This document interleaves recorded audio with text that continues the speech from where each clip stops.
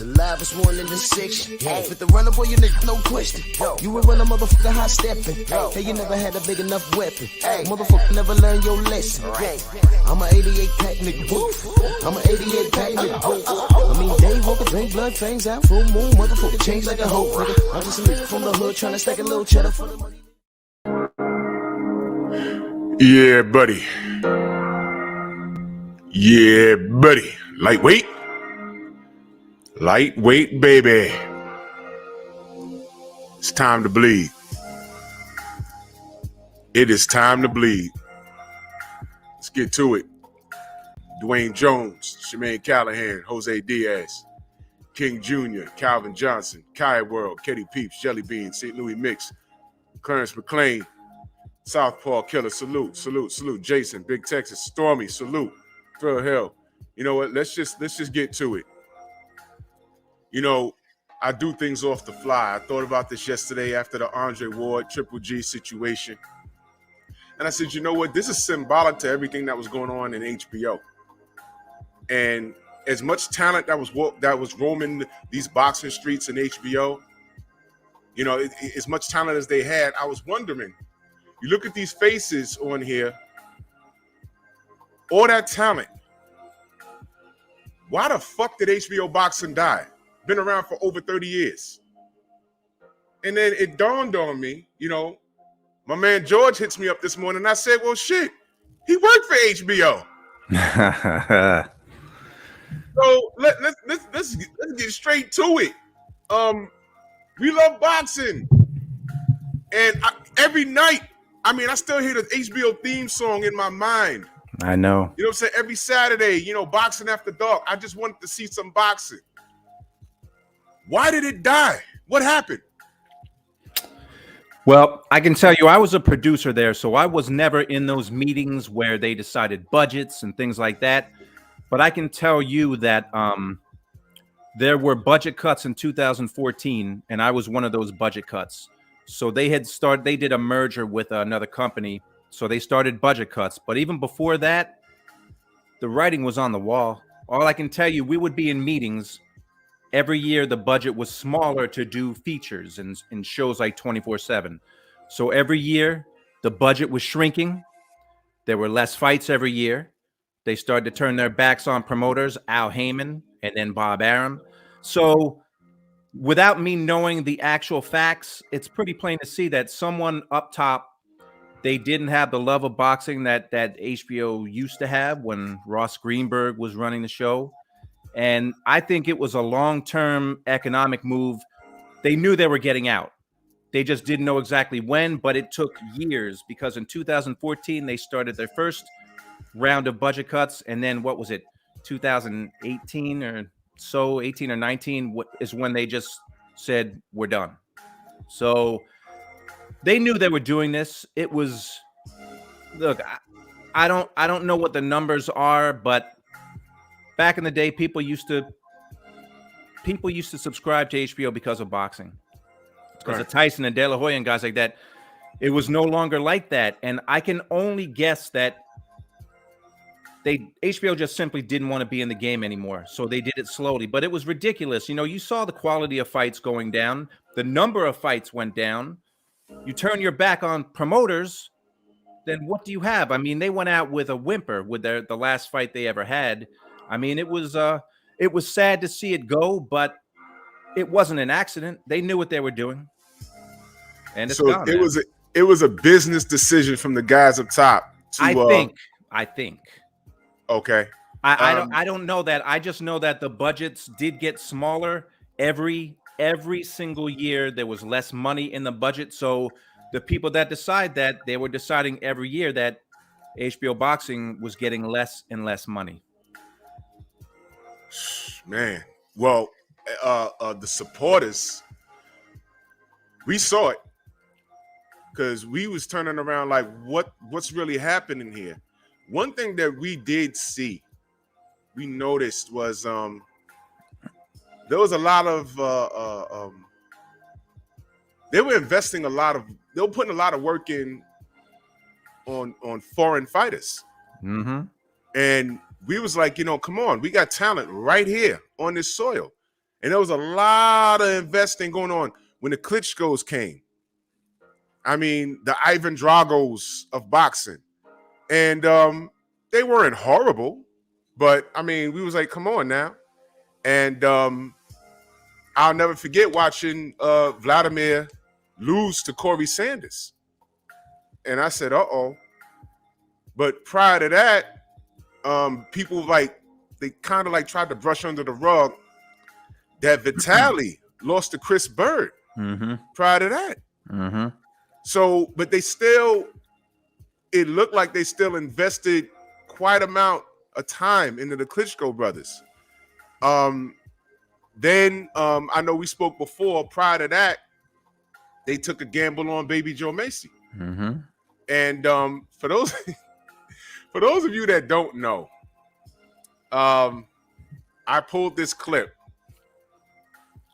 Here's my right hand to God. I didn't edit this. I don't know if YouTube, by the time I upload this video, YouTube might try and ask me to remove it because of the music. But I have to play this because a lot of people don't remember that. I'm going to play his ring walk. So get your popcorn and eat your oatmeal and do what it is. Watch this, y'all. I didn't edit this. This was for real. Get ready, because Joe Macy enters to pyrotechnics, electrical fireworks, etc., and under a sign that depicts him in, I'd say, 5-story height. Here we go.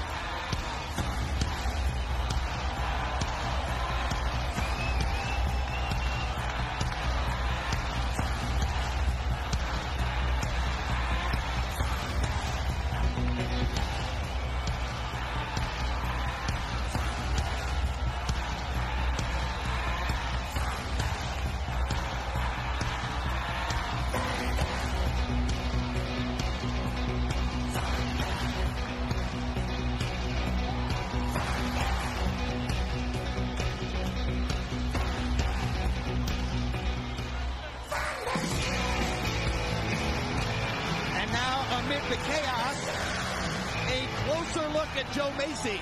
Larry? Joe Macy himself was a National Honor Student in high school, now trying to become a National Honor Student in the heavyweight division. They call him Baby Joe. Some skeptics up here in northern New York say he has been a baby to Joe because of the quality of his opposition.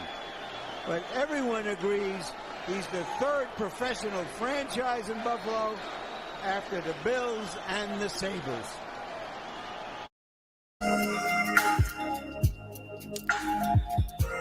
Yeah. I remember that. I remember working that fight. I was there. That was in Buffalo, I believe. You know, they threw their money behind a white heavyweight, and they were hoping, they were rolling the dice and hoping, all right, let's see if this guy can hit it. And he didn't. I mean, he won that night, but it was first round. Yeah. So they made a lot of they made a lot of questionable decisions, and us as like producers, we just wanted to work. We just wanted the schedule to be full and know what we were doing. And obviously Joe Macy didn't work out, but the schedule got smaller and smaller every year. Look, Joe Macy. Yeah. Joe Macy. Look, Joe Macy still, I mean, I think he retired unbeaten, 36-0.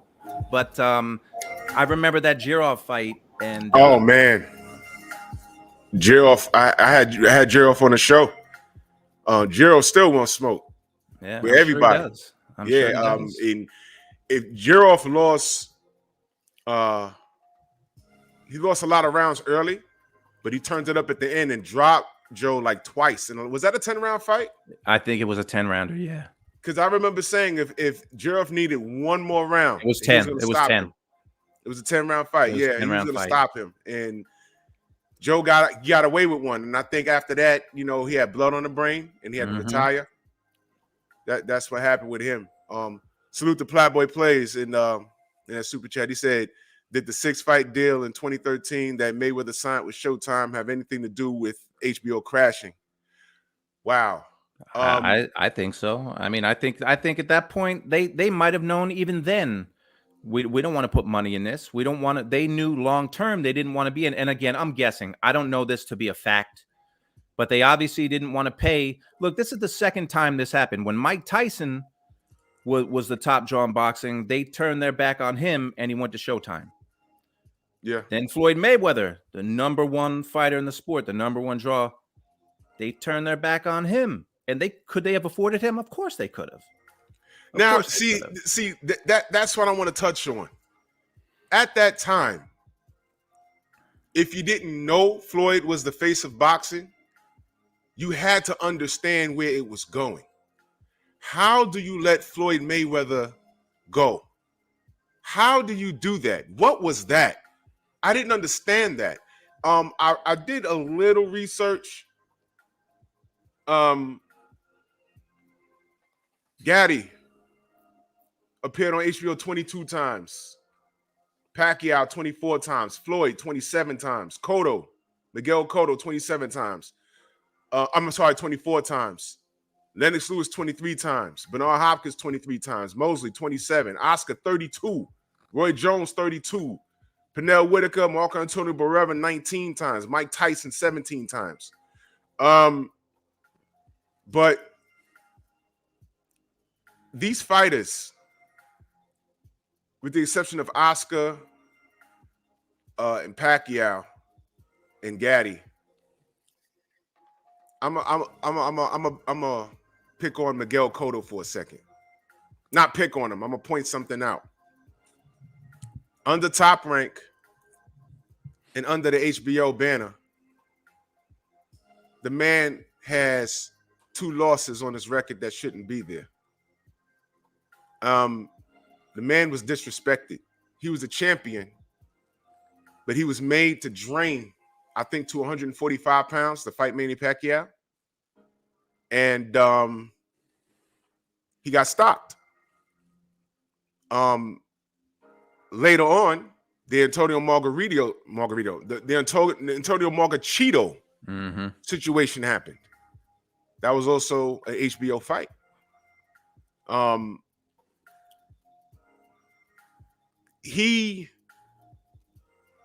Those are 2 losses. By the time he got to Floyd Mayweather, he should have been an undefeated fighter, in my opinion. So when these things happen, I mean, we watching, we're like, damn, that's fucked up. But I'm sure Miguel Cotto sat at home at some point and said, you know what? These motherfuckers knew what it was, and they allowed it.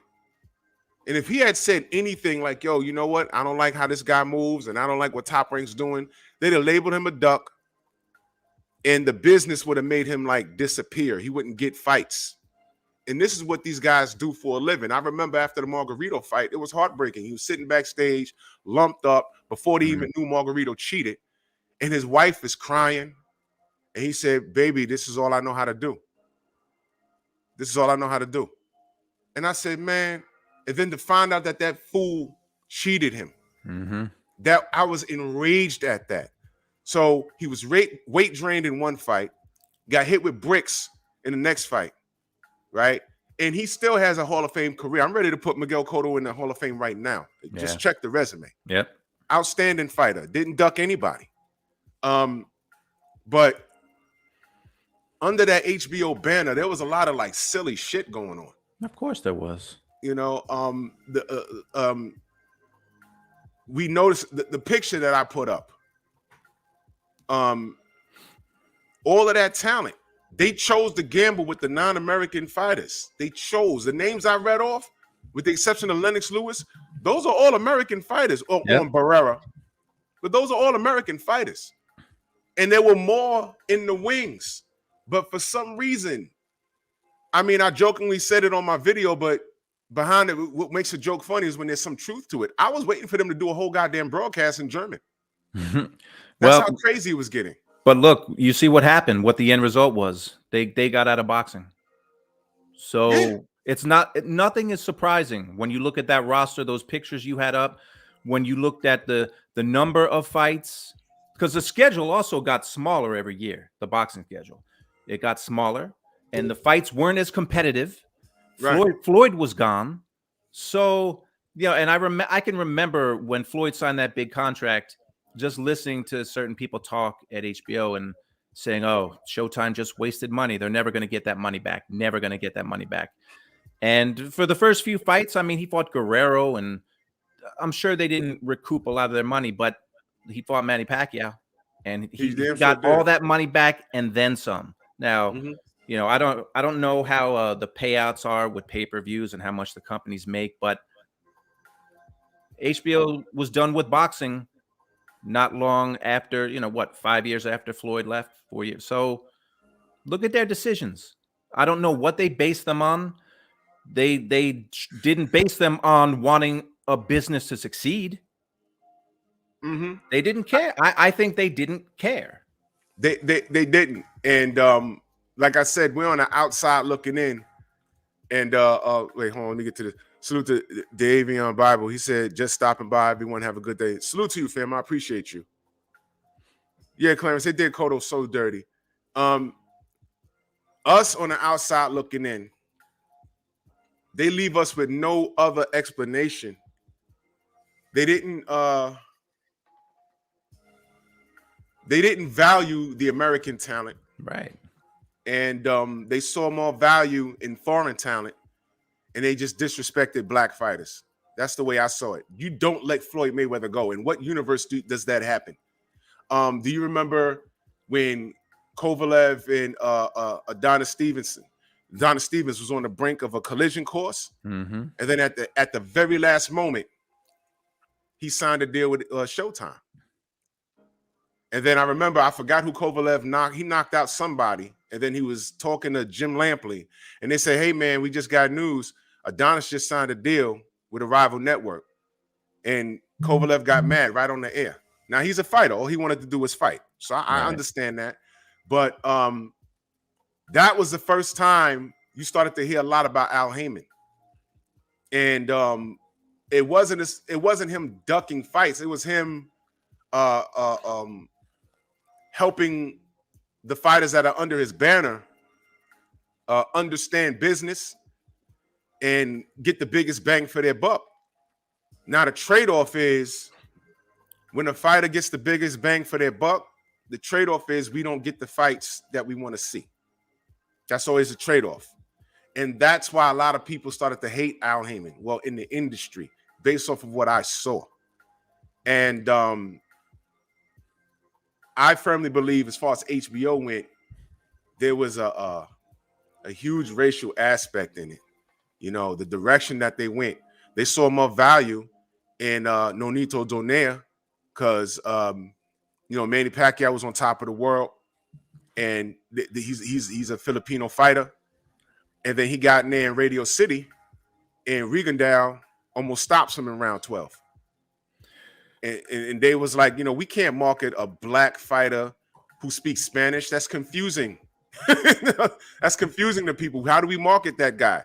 And his best win in his career was also his worst loss.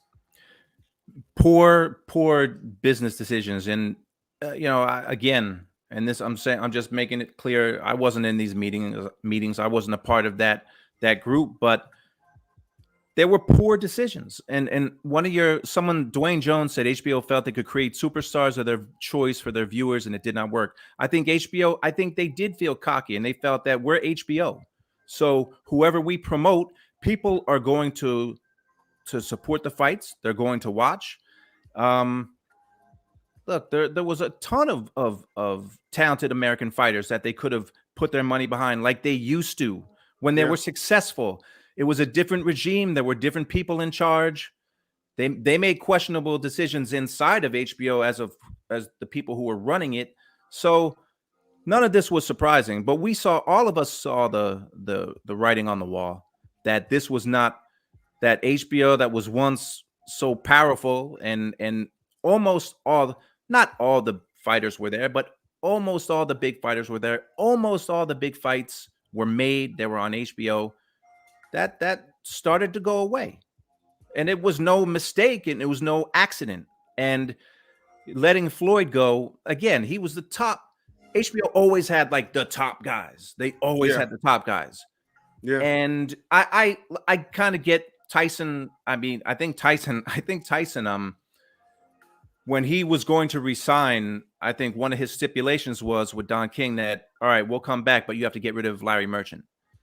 And HBO said, no, they back Larry Merchant.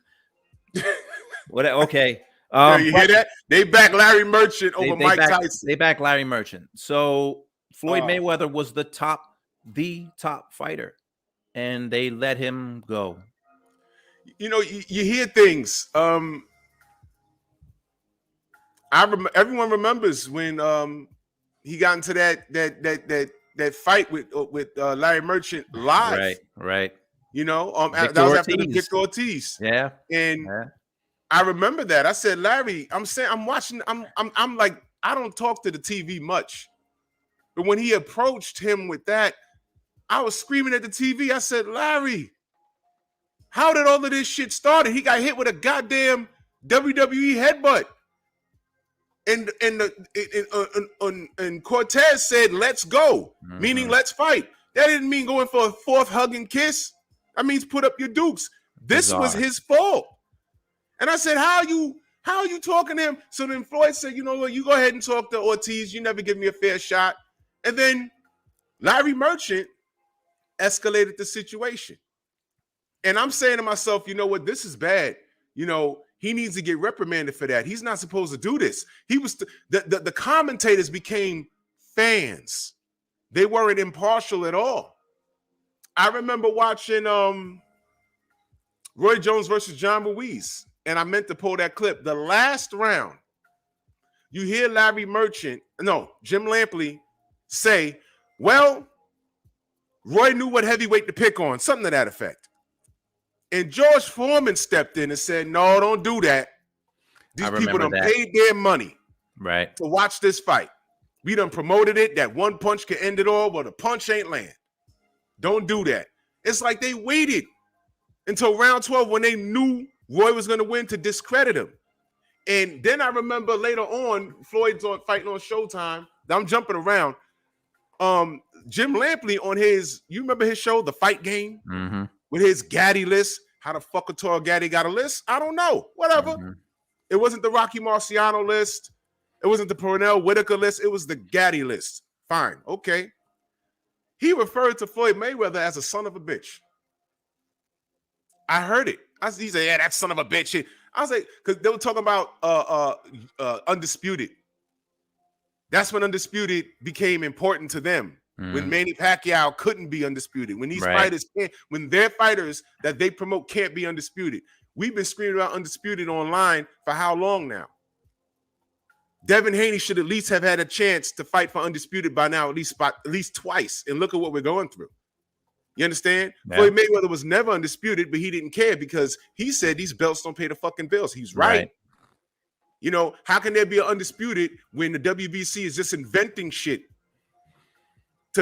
and giving it to Lomachenko?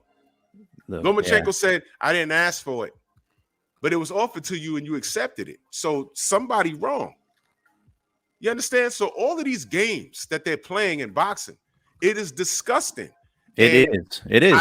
I look at HBO, Kovalev, Lomachenko, the Klitschko's, Pacquiao, Donaire. They put money. I played y'all the intro, Baby Joe Messi. That happened. And I just, you know, I want to say I don't understand, but I understand. I totally get it. They tried to reach out to a foreign fan base and they disrespected the American dollar. Of course they did. It's right there. It's right there. You know, I will say about Lampley, Lampley had a very close relationship with Roy. And I do remember Jim saying that at the end of that 12th round. It was bizarre that he brought that up. But I will say Lampley really, I mean, he and Roy had a very close personal relationship, so that made it even more bizarre that he would bring that up at that point. But what you're saying is it is no accident that they went with all these foreign fighters. They it's not an accident, and it was a again, my guess, they knew they were getting out at some point, and they knew it was going to take years. They weren't just going to turn their back suddenly. They were going to start cutting the cord slowly and let the number of fights go down and the talent level go down, and that's what they did. You saw, I mean, the last few years of HBO, it wasn't good. The big level, the A fighters weren't there anymore. Mm-hmm. They weren't making the big matchups. So, I mean, it wasn't surprising the way it ended. It's not surprising, like those faces you had, those were the faces of HBO. And you see what happened. It went, is anyone shocked that it's gone? I'm not. My buddy Vasily, I had him on the show last year. He's the Russian translator. I got to give him a call too, because they just started launching missiles and shit over there. Right. And he grew up with Alexander Povetkin. Come to find out, so I'm hoping he's glad he's here in the Bronx. Yeah, I know Vasily. I haven't seen him in a while, but that's my guy. He was with HBO all the time because he had to translate almost every single fight. Yeah. I remember asking him. I said, "Yo, what's going on over there?" He would just shake his head. He's like, "It don't look good. Don't look good." And he has a day job. Thank God for that. I said, "Sheesh, man." He said he would tell me. He said, "It doesn't look good over here. It doesn't look good." He said, "We don't be surprised you up and disappeared." And I swear, like about a month later, Jim Lampley crying on the damn broadcast. I said, "Damn, how'd this happen?" And then I said, "Wait a minute. I'm not really surprised. They invested in the wrong direction."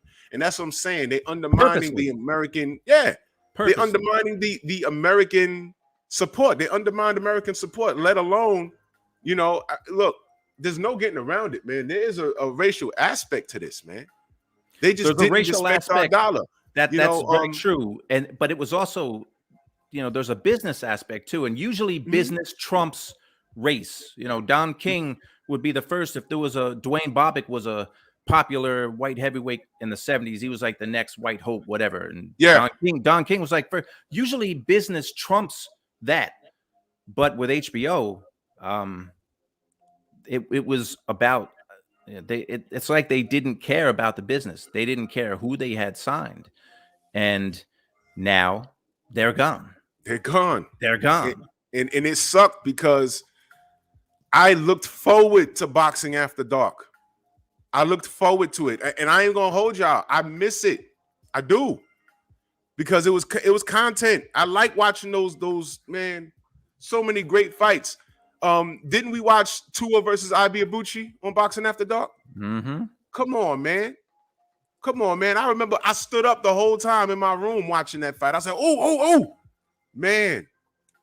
You know what I'm saying? Ike had some demons, man, but that guy was a terror. Jesus Christ, man. There's so many classics. How many times we saw Juan Manuel Marquez fight there? Marc Antonio Barrera. There's some classic shit that came out of there. Classic fights, and it is sad, but it's not shocking. And I did have friends there at the end, and the way they did it was everyone was at work, and they announced that they were having a meeting. They went on the 15th or 16th floor. There was a big auditorium, and Peter Nelson, who was running boxing at the time, said, "Listen, after this year, we're not doing boxing anymore. So everyone just go back to your office.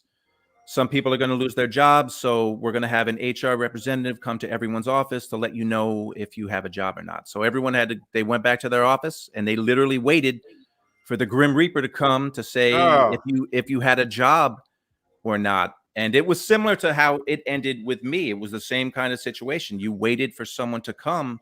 But yeah, I do miss it.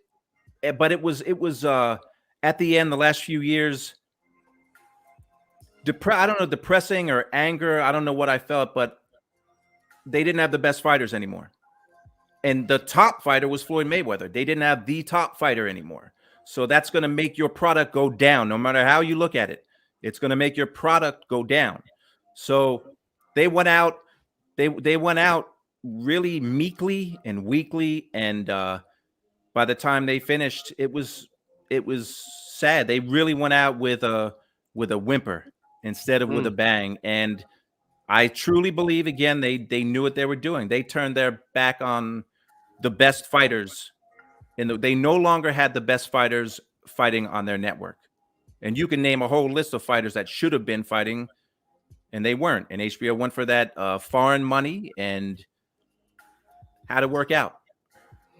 And this is what we're saying right now, you know. And I'll never understand. And this is no disrespect to Vasily Lomachenko. He's fun to watch, but the man has 2 losses. And his code can be cracked because we saw it cracked twice. How do they hold him at a higher standard over Devin Haney? There's no other way for me to look at that. It's just disrespectful. It is. It is. It's very. The politics is. It's awful. It's a. Boxing's dirty. Like you say it all the time. It doesn't love us. It doesn't love the fighters. It's dirty. It's a dirty sport. And I don't know why certain decisions get made, but I'm one of many, I'm sure, that wants to see Devin Haney fight Kambosos. Like, I want to see that fight. There's so many great lightweights. I do want to see them all fight each other. But I thought that Haney and Kambosos were fighting next. And now, I mean, nothing is signed officially. But then Lomachenko came back in, so... I mean, they play games all the time, man. They Bob Arum was just about to yank up Navarrete from 126 to fight Valdez, and he told us, "I'm going to do this all Mexican card, and y'all gonna like it." And I'm like, "Shit!" And I firmly believe that the only reason why he scrapped that and said, "Okay, I'm gonna get Valdez and Shakur in the ring," is because of the lawsuit with Bud, and that could be. It was like night and day. Right. I can't confirm it, but I'm just saying, okay, why the sudden change all of a sudden? Because he's accusing him of what? Racism. Yeah, he's saying that he stumped his career. That's not a bad disgusting theory. It's not a bad theory. And by the way, Shakur, I mean, not to talk about Shakur, but I'm from Jersey, so I'm always rolling with Shakur. I think Shakur is going to put on a show. I think Shakur is going to put on a show that night. That's me. I mean, but look, if I could pick fights, I would certainly have a lot more money in my pocket. It's funny, like everyone who knows boxing, like you never know who's going to win. But I'm going with Shakur all the way. But you're right. That could be why the reason Shakur has that fight with Valdez. That could easily writings be the on the reason. wall. I mean, you know, we were calling for it, and Bob. I read the article. He basically told us to kiss his ass. I remember when Oscar De La Hoya was on Instagram. And let me say this about Oscar. I clown him a lot because of what he's done and his whatever he does behind closed doors. It leaked out into the public, and I clown it. I don't care. But make no mistake about it, Oscar's a Hall of Fame fighter. All right. When he was an active fighter, he was badass. He was badass. Oscar is a whole. I'll never talk ill of his boxing career. Oscar was badass. Now he like spatulas slapping him on his ass, but whatever. Yeah. Different Oscar now. A different Oscar. He was on Instagram with some women giving him a facial pause, and and he told us he was going to put Ryan Garcia in the ring with somebody. And just completely blew off Devin Haney. He said, "Oh, Devin Haney, who knows who Devin Haney is?" And I'm watching it like, come on, Oscar, don't do that shit. Don't do that shit. He went from a fighter to turning into a full-blown promoter that we don't like. Yep. Don't tell us that. Don't play that no one knows who Devin Haney is shit. Yeah, that's all that not that nonsense that promoters pull when they don't have the fighter, you know. I'll never understand why Ryan Garcia is so popular. He hasn't fought in over a year, but people insist on throwing microphones in his face. Now he left the Reynoso gym. What are your thoughts on that? him leaving the Reynoso gym and working with I'm having a With brain fart. Goosen, with Goosen, yeah. Goosen. Look, I'm with you. I don't know how he's so popular. He's got some skills, but he hasn't been tested. He got knocked down in that one fight, and he came back and won. Mhm. But I don't know. I don't know. Maybe there's too much discipline in that gym for him. Yeah, he says it's not. He says it's not. He says there's not enough time, but I seem to think he wants to be the man, and you're never going to be the man in Canelo's gym unless Floyd Mayweather walks in there. Then Floyd will be the man, but no one else. You're not going to be the guy in that gym no matter what. And I think he's just got an ego, and he wants to be the man wherever he goes. So Goosen is like he trains some fighters, but he's got no elite fighters, and he's an analyst, so he can be Goosen's top guy. I think it's about ego. That's my guess. I've never seen him in Reynoso's gym, in Canelo's gym, but that's my guess. But I can't, Ryan. I'm with you. And Garcia's been out for so long. Yeah. He's just got a lot of followers now. It's like it's a popularity game. If you have a lot of followers, now you have all this power and this juice. I don't quite get it. So he's fighting. And it's sad because we watch boxing. I don't even know who this guy is he's about to fight. I have no idea. And I there's limited information. I heard there's something on YouTube with him. I can't, man. But my thing is this. I spoke to my boy Tay Jones. And what I'm hearing, because Tay isn't the only person saying this. This guy could fuck around and beat him. This guy's not a walk in the park. This African fellow, I believe, right? I don't even know. Yeah, I'd never heard of him until I can't recall his name, but I'd never heard of him before he signed to fight Ryan Garcia. Now, I don't know this guy, but Ryan's been out in the ring this long. I can only speculate what's going on in reference to why he left the Reynoso gym. But what I will say is when he gets in that ring, he has to perform and he has to look exciting. And he has to win by knockout. He can't even make this he can't even make this close. Can't even make this close, because if he wins, they're gonna just throw his name in the hat with everybody else. And I just want to see him fight this guy's called out everybody, man. Pitbull Cruz is a great fight for him. Because I think Pitbull will end him. Stylistically, it's a bad matchup for him. But this guy, Ryan, I'm annoyed with him. I'm annoyed with him. I if you could fight, man. Yeah, he's done nothing to warrant the popularity he has, except have a lot of followers on social media. My buddy Xavier says Ryan is the new Francisco Panchito Bojado. You remember him? Yeah. Yeah. Maybe. Who knows? I mean, we'll see. We'll see. Here today, gone tomorrow type of guy. And that guy, he had some backing. That was Fernando Vargas's guy. He was supposed to be. There's a lot of those fighters like that. They're supposed to be the guy, and then they don't become the guy. So, yeah, I would have loved to see him fight Isaac Cruz. Funny, I saw Isaac Cruz a couple of months ago. Some website was showing boxing from Mexico, and they showed him in the crowd sitting next to Antonio Margarito, and he looked like a light heavyweight. This was like a month ago. He looked big, like he was clearly.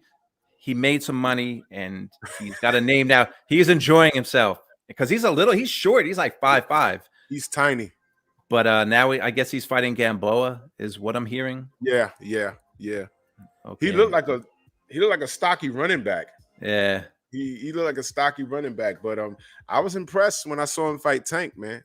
Tank was picked to get him out of there. But I knew after the second round, I said, nah, this kid's defense. He stayed on that phone, and that uppercut maybe landed twice, but Tank was well scouted by him, scouted, and the kid, I must say, I was impressed. I was impressed, man. Didn't Tank broke his hand, or he hurt his hand in that fight too? Yeah. Like everyone wants to hate on so many fighters, and if Tank doesn't knock someone out, like people say, "Ah, he sucks. See, this guy sucks. He fought a nobody." First of all, he didn't fight a nobody. Second of all, he fought with a I don't know if it was a broken hand or hurt hand. And Tank Davis clearly has a lot of skills. He's not just a knockout artist. He's an extremely skilled fighter. But you know how it is today. I mean, there's hatred. If he doesn't knock someone out, then they just pile the hate on him. And that guy was a bum. He should have knocked him out. Tank impressed me. Both guys impressed me in that fight. I thought Tank, when a fighter can overcome things, that's when they show you they're special. And he overcame that injury and he won the fight. And Isaac made a name for himself. And now Isaac Cruz is one of the guys in the lightweight. Those are nights like that. That's why I love boxing, because Tank showed he's got more skills than some people thought he had. And Isaac Cruz came out of nowhere to make a name for himself. And now he can get some big fights and make some money for his family. And, we'll see if he ever wins a belt, but he's in the running with all those lightweights. So I agree, man. I just want these guys to show them proof. I believe we've given Ryan Garcia more than enough chances. All of this stuff he was talking, I'm gonna knock Tank out, I would slap Devin. All we're saying is, okay, do it. Show us. Yeah, he's just talking, man. Come on, dude. Because if he gets in there and do it, we can't front on him. Right. I remember early in Oscar De La Hoya's career, where people were just saying, "Yo, man, he's just a pretty boy. He ain't shit." And then I'm watching him fight. I said, "Nah. This kid is a fighter, man." Yeah. And he proved it.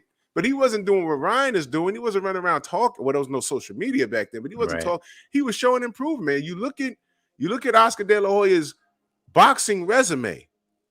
I mean, we forget, we clown him now, but this guy has a fucking resume. Yep. All right. He had no business in there with Bernard Hopkins, but he did it. Right. And you knew it once they had to stare down. You was like, oh shit. Like, oof. what is he doing? Oof. And it ended how I figured. My buddy Xavier just sent me a picture. That's Bajado right now. In handcuffs. Yeah. He slipped. He slipped, man. The guy he's a meth head now. I understand now. There's a lot of sad stories like that in boxing. But you brought up Oscar. Love him or hate him, like all you have to do is pull up his record. If you haven't seen, pull up his record and see that he fought everyone. He fought everyone and then some. Like, because you're right, he had no business fighting Bernard Hopkins. But he did it, and he lost some, and he won some. But that's all. That's all you want at the end of the day, is for fighters to fight all the top fighters in their division or around them. That's all. That's all we want. My brother Shuns asked, how do you think Haney versus Cruz will go? I think Haney outboxes him. Haney's a little longer than Tank. I think it'll be hard for Isak to close the distance, but Isak will definitely have his moments, though. See, the thing working against Isak is that he's so small and compacted. But Mike Tyson was small and compacted in comparison to a lot of the guys he fought. But I don't think Isak is that explosive as far as strength is concerned. And Devin is just he's a smart fighter. Yeah. And that grinds my gears that this kid is not getting his due. And the American audience is not getting behind him. We should be like kicking down doors and rioting for Devin Haney if we really want undisputed. It's like the industry doesn't want undisputed unless somebody who suits their agenda is on the brink of being undisputed. And it's sad. And I have no other reason to think otherwise, because I'm looking at this. Nobody cared about undisputed. When Deontay Wilder was about to get it, they let Eddie Hearn come in there and dangle AJ around, and no, you're not going to get the fight. You know what I'm saying? Now that Usyk beat AJ like a drum, oh man, he beat AJ ass. I watched that fight again 2 nights ago. What the hell, man? I haven't seen it since the day of, and I remember watching it like, wow. It How was is this bad. happening? He wobbled It's him. He bad. hurt When you him. watch it again, it's worse. Really? And when you look at the last round, Yeah, I remember that clearly. Like AJ was hurt. AJ was hurt in that 12th round. he was on his way out, man. Usyk was about to get him. And I remember, Lars from Metallica, drum, he beat his ass. And I said, oh shit, he came up in there and took everything. And now you got Fury sitting here.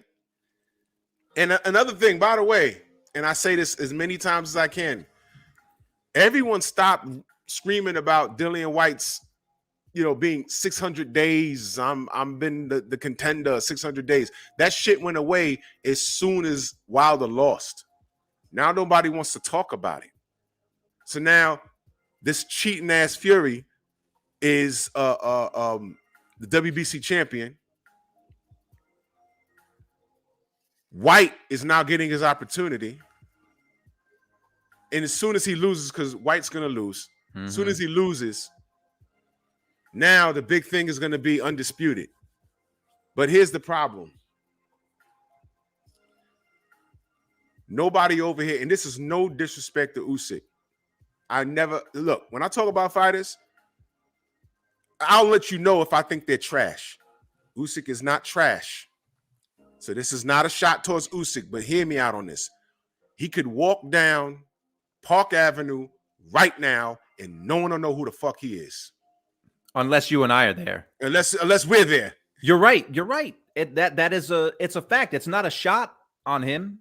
It's a fact. Nobody knows who he is. And no one knows who he is. No one knows who one of the heavyweight champions is. And that's a fact. There's no disputing that. When they tried to, you remember when Eddie Hearn was running around here talking about, he was running in on Park Avenue. And I know what hotel he was in too, by the way. And he was stopping people on the street. Do you know who Deontay Wilder is? I said, motherfucker, they don't even know who you are. Right. You know what I'm saying? They said that's the difference. Shannon Briggs would get swarmed in the UK right now. They just treat boxing different over there. Right. I told people all the time, there's 1,000,001 black men walking around the street, going to a gym looking like Anthony Joshua right now. He was never this worldwide star like he tried to paint it to be. Right.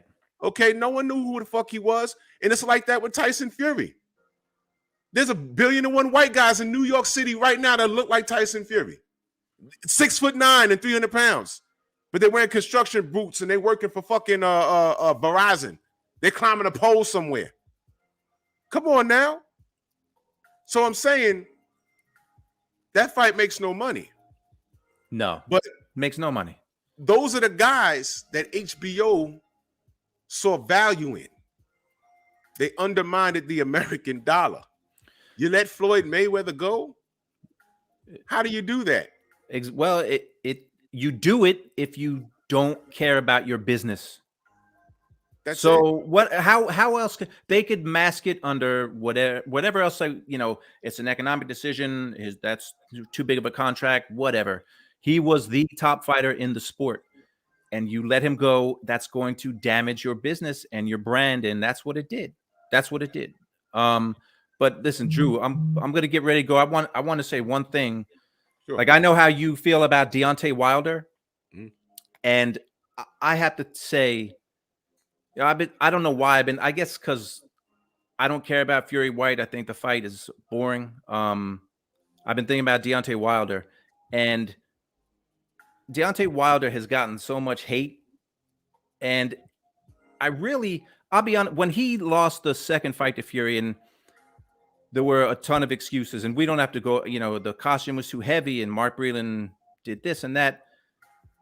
The facts are with Deontay Wilder, he started boxing at like the age of 20. Deontay Wilder should be an American, he's an American fairy tale as a fighter. He started boxing so late, no amateur experience, got a bronze medal, still no experience as a pro, becomes heavyweight champion, makes 10 title defenses.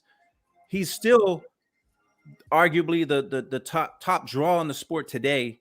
And Deontay Wilder gets he gets all this hatred from a lot of people, and to me, he's an American success story for what he did, and the story. And then when you throw in the story about his daughter, why he started fighting in the first place. Right.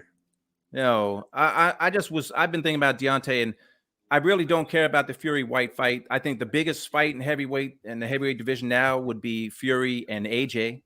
And they don't, I mean, I'm sorry, Wilder and AJ, and they don't have a belt. That'd be the biggest fight in the heavyweight division now. So anyway, that's my little rant about Deontay. And no doubt. Somebody put George's link in the chat, please. Y'all make sure y'all subscribe to George, please. He has a great channel. Let's build his channel. And this is coming from experience. You know, he wasn't scheduled to be on here. He just hit me up this morning. I saw it. I said, "Oh my god, oh my god!" And you were nice enough to let me, because I wasn't going to ask, because this is your show, but you did. You said I'll send you a link, and yeah, I'm always happy to talk to you, Drew. George, I appreciate you, man. Yes, sir. I appreciate you so much, man.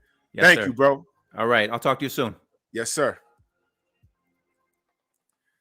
That was George, ladies and gentlemen.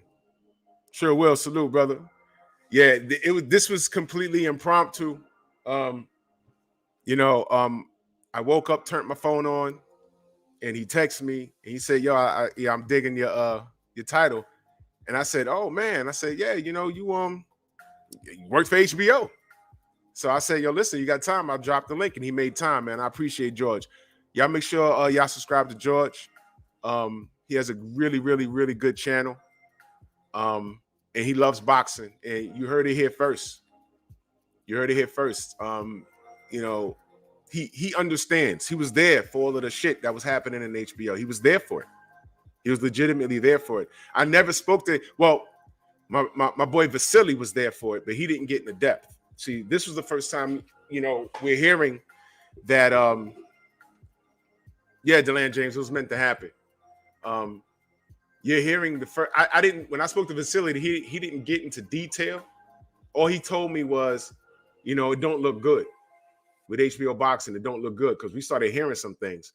This was the first time we got like dare I say, an in-depth look. You heard what he said. People going back to their office or their cubicles, and they're waiting for the Grim Reaper to come to say, "Yo, look, budget cuts. You're gone. You're gone. You're gone." Bear Stearns. Remember that? You go to work one day and it's yeah, Clarence, you're right. Bear Stearns, those guys went to work that morning and their IDs didn't work to get in the building. And they're like, "What the fuck?" It was all over the news out here. I knew a dude that did security at the building. He said it was the most frightening thing, because there was people he was seeing there for years. "Good morning, good morning, good morning." And then he had to go stop them at the door and said, "Listen, you got to take that box, go to your desk, and take as much shit as you can. Because once you leave, you can't come back in the building." And these people were working, they've worked there for over a decade. This is him telling me this. I remember that. It was all over the news. Y'all remember that? When Wall Street fucked up and we had to pay for it? Man. And salute to my brother Trick Nolte. I met George through him. And yeah, y'all make sure y'all go subscribe to his channel. Someone, let me see if I can find, let me see. Make sure I get his link in the chat.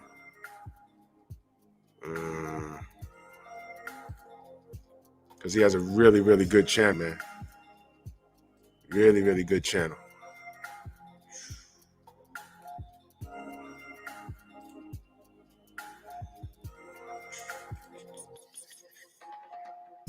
Where is it? I'll find it in a second, y'all. You know what I hate? When you're looking at the people you subscribe to, they don't put it in order. They need to, here we go. They don't put it in alphabetical order. It is so aggravating, but I found it. That is so frustrating. There's a link to George's channel. Y'all make sure y'all go subscribe. Salute to the general. Oh, no live today. Okay, I'll hold it down for a bit. No doubt. Salute to the general. Their super chat. Yeah, y'all make sure y'all go subscribe to George. Oh, thank you, Bruce. Appreciate you. Yeah, no doubt, George. There you go. Hard win, salute. But you know, I don't. What prompt me to do this show? Y'all don't know what was going on. Everyone's been talking about what with Triple G and Andre Ward, right? Somebody asked Andre, you know, were there any fights that you wanted that didn't happen before he retired? He said Carl Froch in the UK. He wanted the rematch there. He won that fight, but you know, Carl Froch, Carl Froch. I don't recall him giving anybody credit, man. He's such a competitor. You know, say what you want about Carl Froch, but you know, Carl Froch was really good. I like Carl Froch. He was tough. He was tough. He mentioned Triple G. And then he mentioned AJ. Y'all remember the AJ thing? Y'all remember that? And we were like, wait a minute. But hey man, he said he saw something. But no, we know now it don't sound so crazy anymore, right? Now I'm thinking, yo, maybe Andre would have put it on AJ. I don't know. But then, you know, Triple G responded. He said, Andre, stop lying to your fans. Your team made an offer after I announced the fight with Lemieux and sold out MSG. Now, automatically, this pissed me off because Triple G was another HBO fighter, and he was talking about sales. He says, you're still angry since that you never sold tickets like me. Now, why is that so, ladies and gentlemen? Then he says HBO knew you used the offer for publicity to move to 175. Happy birthday. Stop the cap. I have receipts. Stop playing. He called him Little G. I took down the other one, but I had to make room. But he said, yo, come on, Little G, cut it out. He said, I have receipts. Stop playing. Then he says, my English is getting better. Your memory is getting worse. So he got jokes. But let's cut to the chase. The reason why I'm talking about HBO as a whole, what did we just say? HBO saw more value in these foreign guys than they did in the American fighters. Majority of them so happen to be what color? What ethnicity? Black.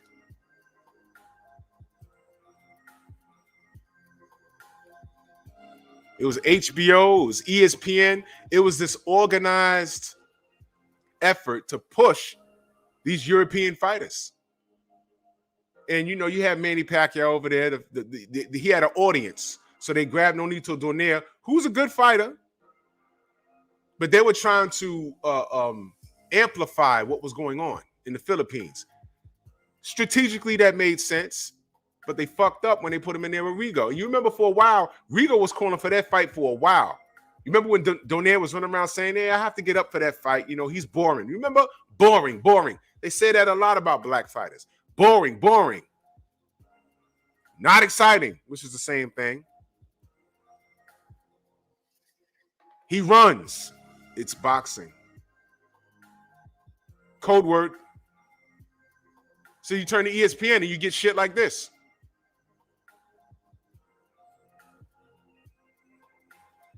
Y'all remember that? Kudos to me. I made this meme, by the way. It's mine. I made it. I've had it for a few years. Matter of fact, the night that this happened, I screenshot it and I made this meme. So if you see this anywhere else, it's mine. I wish you could copyright memes sometimes, but you know, whatever. Atlas says Lomachenko is #1 pound for pound. Bud and Ward. How much they paying you to say that shit, Teddy? Look at Bud's face. Look at Andre's face. Look at that. Look at that. Look at it. Look at Bud's face, man. Teddy said that straight to their face, man. And this is after he lost to Salido. Andre Ward was still active. He said that shit to their face. This is boxing, y'all. This is boxing, y'all. Look at their face. Yo, look at Bud. Yo, listen. Listen. Bud got that look. Ain't that the look right before you go upside somebody's head? After you say something to somebody and that they respond, they say something crazy to you. That's the look right before you go upside somebody's head. Look at how Dre looking at him. He got that look on his face like, nigga, what? Bud like, yo, man, you lucky I just bust whoever. That might have been after the Green Beans fight. I don't remember. He holding the belt. He got a mic in his face. Man.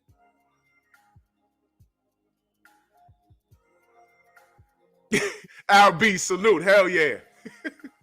Y'all see this?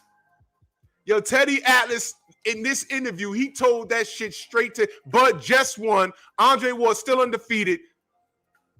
He tells them Lomachenko's #1 pound for pound.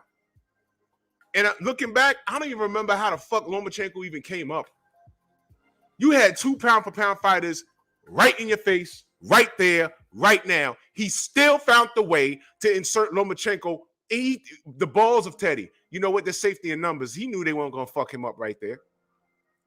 But what's aggravating is that Teddy Atlas should know better.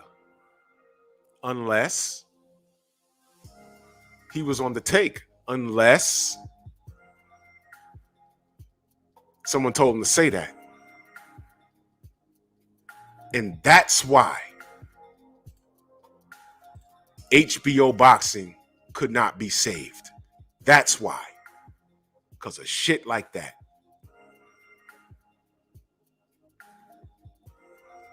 Nonito Dones, born in the Philippines. Now, let me be very clear. At no point, anybody in this picture did I say that they could not fight. That would make me a hater. The only person on this picture that I'm on the fence about is Baby Joe Messi. I spoke to fighters that have sparred with him and that fought him in the amateurs. They said, no, he could fight. Decent power, he could fight. But on a pro level, I remember him fighting Vasily Jirov, and he couldn't get rid of him. And in round 10, well, late, I believe like round 8, Vasily turned it up and had him on the back foot. Round 10, he dropped him twice. And that was when Vasily just went heavyweight from cruiserweight. And he was about to end Baby Joe. Later on, I don't know if it was definitely after the Jirov fight, but it might have been a fight or two later. He had blood on the brain and had to retire. So kudos to him. I hope he made enough money. He got out the game. I hope he's healthy. Haven't heard anything bad about him. But HBO, I just played y'all the clip. They saw value in a guy like Joe Messi. They saw value in him. Really?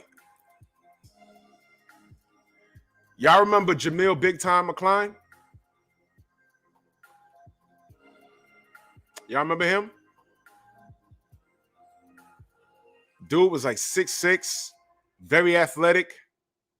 And okay, you know, he lost to Vladimir Klitschko. But you don't want to put no money around him. You know how y'all like to put money in fighters and say, you know, maybe not this fight next. Maybe he could. They put him in the ring with Klitschko like immediately. And this is after he beat Michael Grant. And I know they didn't look at Michael Grant and say, hey, man, you see, this is why we don't want to put no money behind them, because that can happen. Don't do that. Klitschko went in there and lost to Corey Sanders and then had multiple opportunities to redeem himself and then got in the ring with guess who and got knocked out. Layman Brewster.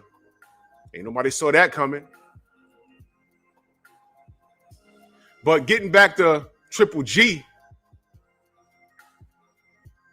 he's talking about what HBO did, and he's mad because, you know, Dre ain't sell no seats. Nigga, we ain't talking about no seat sales, motherfucker. What you talking about?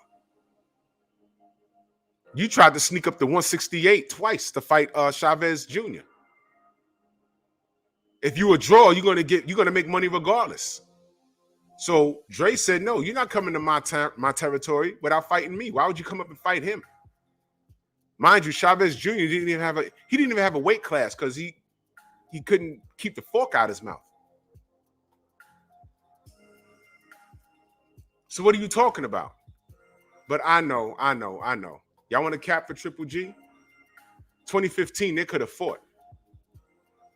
But y'all forgot what he said? Let's listen in on what Triple G had to say about Andre Ward. Gennady, what do you say to Andre Ward that says that you're ducking him? No, Andre Ward is too much for me. Not today. You know, Andre and this Andre, it's me and it's me.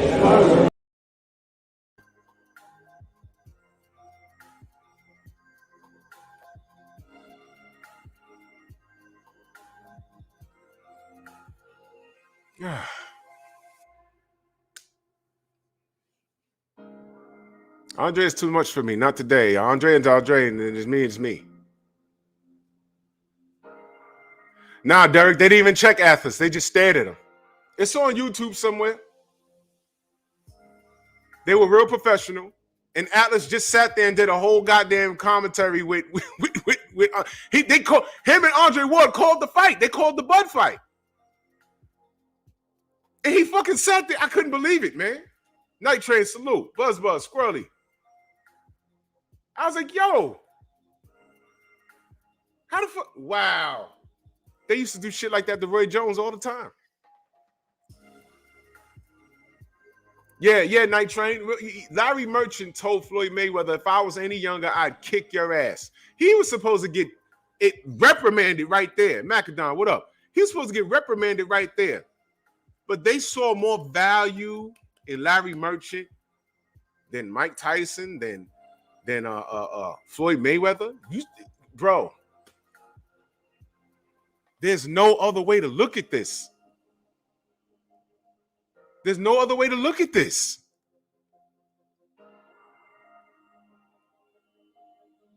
Baby Joe Messi was active on HBO the same time Jamil McCline was. The same time Lance Goofy Whitaker. You remember Lance Goofy Whitaker?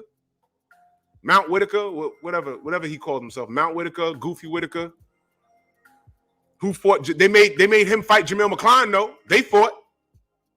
Now, I don't know shit about no rankings back then. I don't recall. All I know is that the heavyweight division at that time was kind of like, because I believe Lennox Lewis had fought Vitaly Klitschko, and I believe he retired. So Kirk Johnson was still active. Whitaker, Kali Meehan, Hasim Rahman.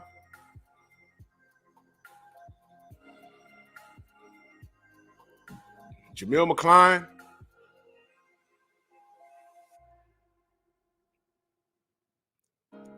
But there was no fighter that was like out loud at people. Sergey Lahovich, Shannon Briggs was in and out. Shannon Briggs fought Jamil McCline. So there was nobody that was like, pow, in your face. Why do you think Deontay Wilder was so important when he hit the big leagues? Why do you think he was so special? Because he came in around the tail end of that and he set the record straight. He was sleeping people with a right hand. And then looking at this slim guy who got a bronze medal, not a gold, he just started boxing at in his 20s? And he's knocking people senseless. I just mentioned Sergey Lahovich. Google what he did to Lahovich. Go ahead and watch it. I thought he killed him. He was on the floor with a seizure. Oleg Maskayev, thank you. He was around. He was on the floor, seizure. Like, I said, oh, shit. Oh shit, get a doctor. When someone hits the floor and they're having a seizure, get them help. That's fucked up. And I looked, Fresno Kendo, and I looked at Deontay like, yo, hold on. Who's this dude? Okay, a little rough around the edges. Bronze medal, though. A little rough around the edges. Damn. That right hand is crazy. Goes to Europe, fights Audley Harrison. Y'all remember Audley Harrison? Y'all remember him? They were putting him on a pedestal, but he kept fucking up, and they started calling him Fraudly Harrison. Well, he got in the ring with Deontay, and the inevitable happened. AJ was there that night, y'all. Called him out right there. Y'all remember when we said, yo, okay, undefeated, champion? You know, Charles Martin just made $8 million selling his belts. Can we get undisputed, like, real quick? Before something crazy happens? Before something crazy happens? Before something crazy happens? And what happened? Something crazy. Enter Eddie Hearn. And that's when Eddie Hearn started doing this. That's when I started doing content. Because I said, come on, no, I got to speak up now. I got to speak up. Almighty Law, salute. And instead of getting behind the American fighters, HBO would rather die than do that. I made mention to that movie, Don't Look Up. The powers of the world would rather die. Because on that comment, there was gold and all kinds of natural resources. And that bigwig said, yo, if we can destroy the comet and have it fall into our ocean, we could claim the product, get out of debt with these countries, and also be a financial power worldwide. Japan and all these other places was like, no. No. You launch rockets up there to do that, we're going to shoot it out the sky. They put politics ahead of life. They would rather die than to save the world.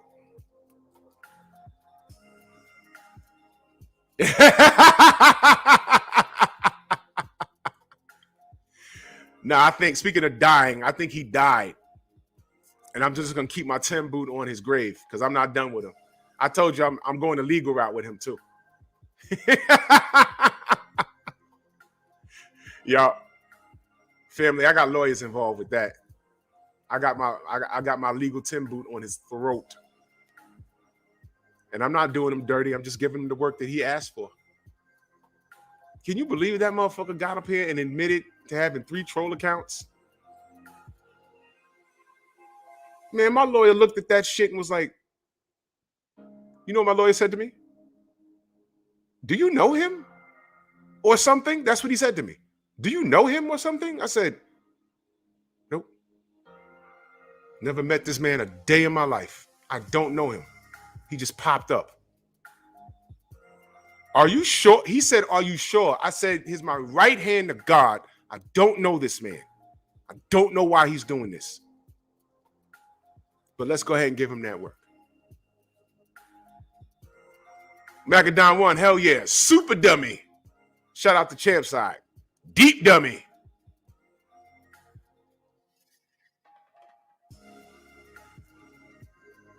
He asked for the work. Yo, I'm legitimately talking boxing, minding my business, and this dude came out of air. And I'm like, who is this dude running around with my real name? What the fuck is that? I ignored that shit for like 3 weeks. Detroit, what up? I ignored that shit for 3 weeks. Nigga dropping super chats on Keon's channel with my name in it. I'm like, what is wrong with this nigga?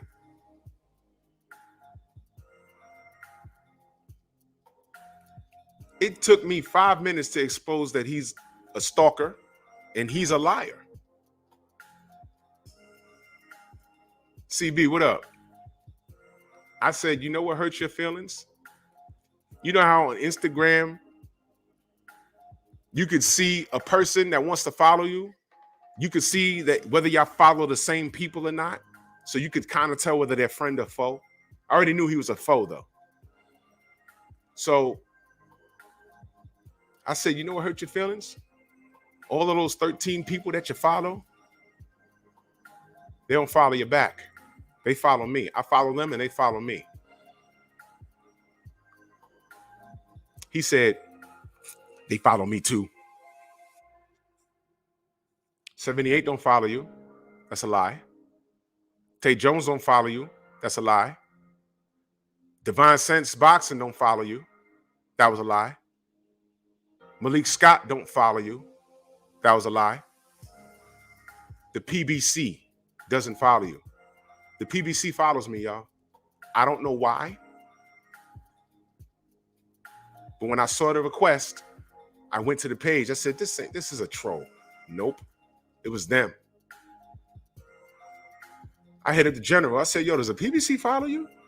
He said, no. I said, yo, hey, I guess I'm important. I'm not saying that like I'm the shit. I'm just saying, look, I'm telling you, I don't understand that shit either. I'm lost. Y'all remember when Dennis Miller was calling Monday Night Football?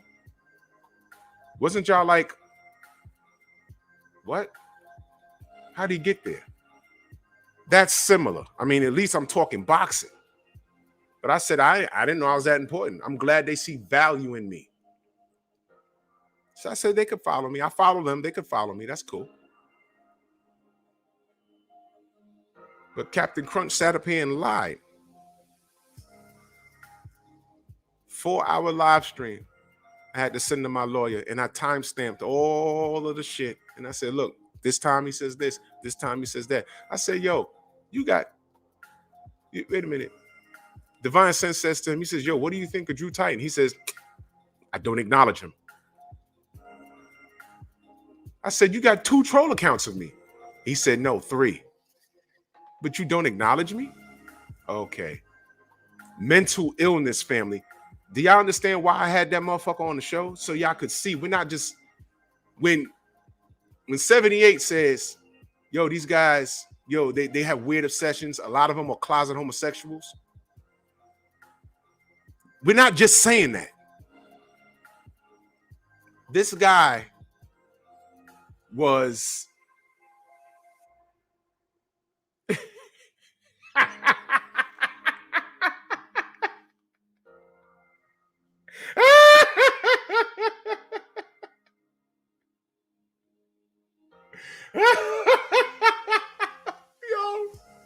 Yo, George said this is how he showed up.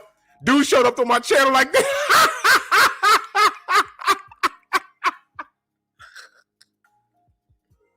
He damn sure did. He showed up with glasses on. I said, yo, Stormy was like, yo, tell him to take off his shades. I said, yo, the family says, yo, take off your shades. He was like, yo, I don't know what to tell him. When shit got hot, those shades came off, didn't they? I had the hiccups when I started the broadcast, though. I don't know why. So when I first started, he said, oh, yeah. Keon, what up, bro? He's oh, yeah. What, you need a drink? I said, no, I'm good. I stood on my square and I started asking him questions. Who took the first sip of water? He did. He said, hold on, let me get some water. I said, yep. It's going to get worse. It's going to get worse. Oh, yeah. You need all your friends to come fight your battles. No, I actually put you on a broadcast with everybody you hit up behind the scenes, you idiot. You're talking to the people you reached out to. I didn't do this. You did this. So now you're talking to them. Shoot your shit. And they told you, number 1, you're a stalker. Number 2, we don't give a fuck about who did what for a living. Number 3, why are you talking to me?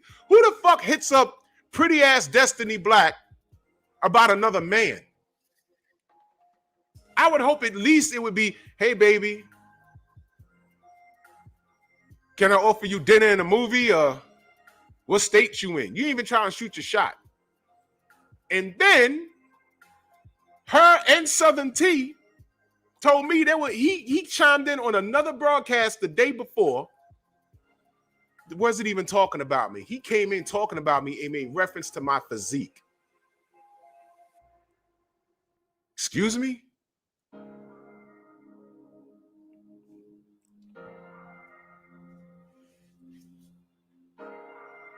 I didn't know that. They did.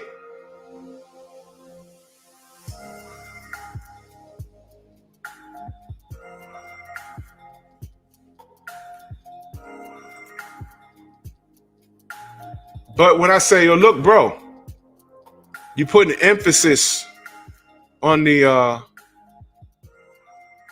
F word. He's like, yo, what, you don't want to say it? I say, yeah, I'm going to say it. But I'm going to say it when I want to. You're mad that I called Teofimo. I said that he's acting like a little faggot. Like this nigga ain't from New York. When you look at someone, you say, yo, man, quit being a little bitch. Do you really mean that they're a female dog? Yo, why you acting like a little fag? You need to stop being a little bitch. Stop acting like a little girl. Yeah, what you're saying is disrespectful to the community. What community? I said the LGQB, whatever. He said, you're not even saying it right. I said, I bet you know I'm not saying it right. I bet you know. So let me ask you a question. Are you a homosexual?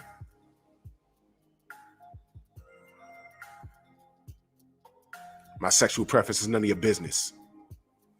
You can't say no. Why are you gay? Who says I'm gay? You are gay. And that's all this is about. That's why he's mad with me. That's why he's mad with me.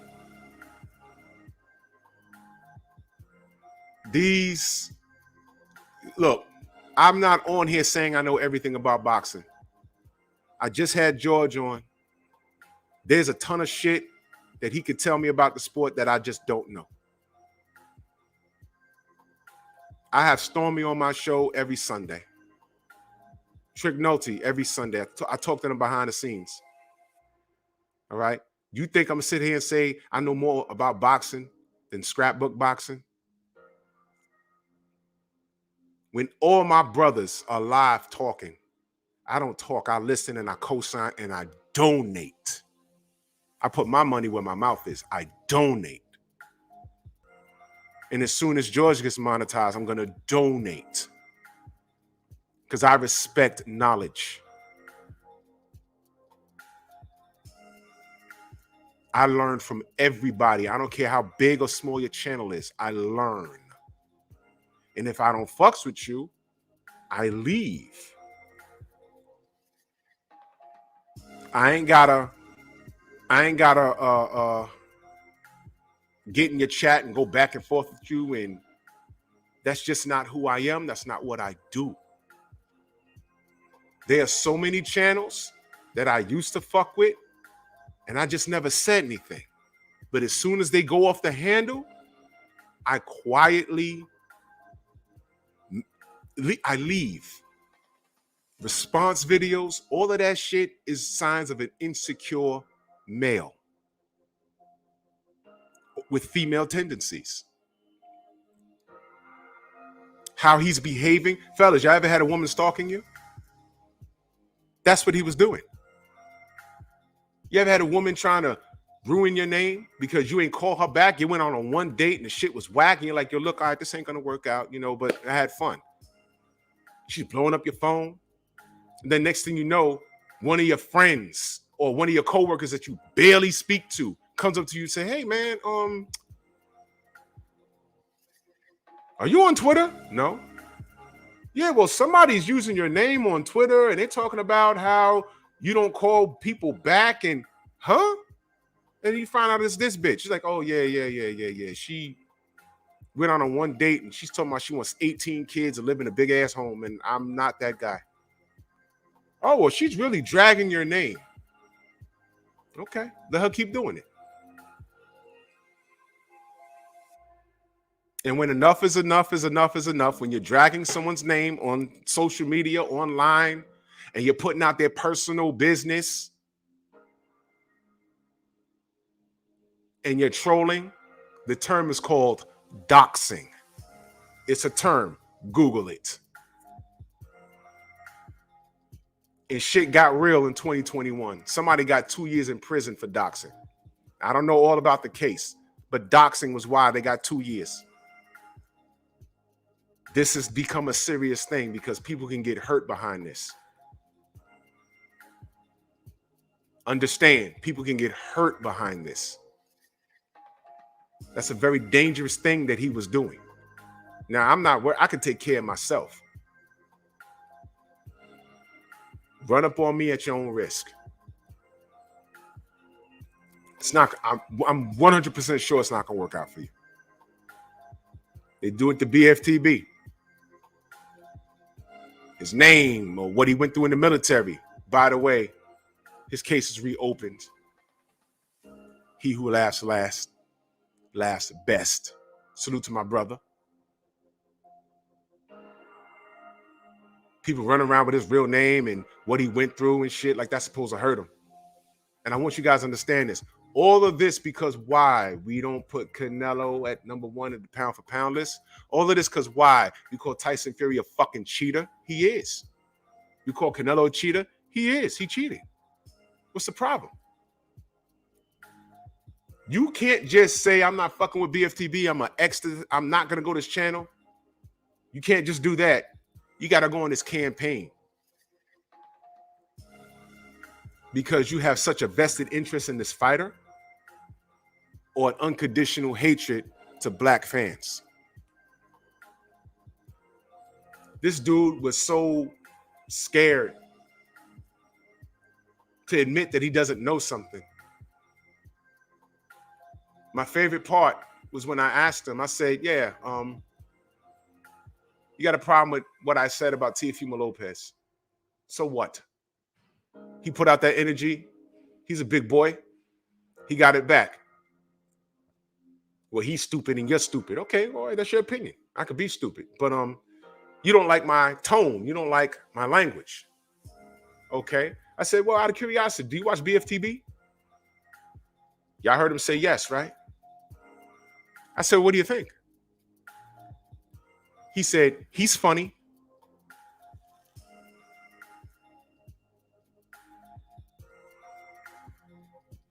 He's funny.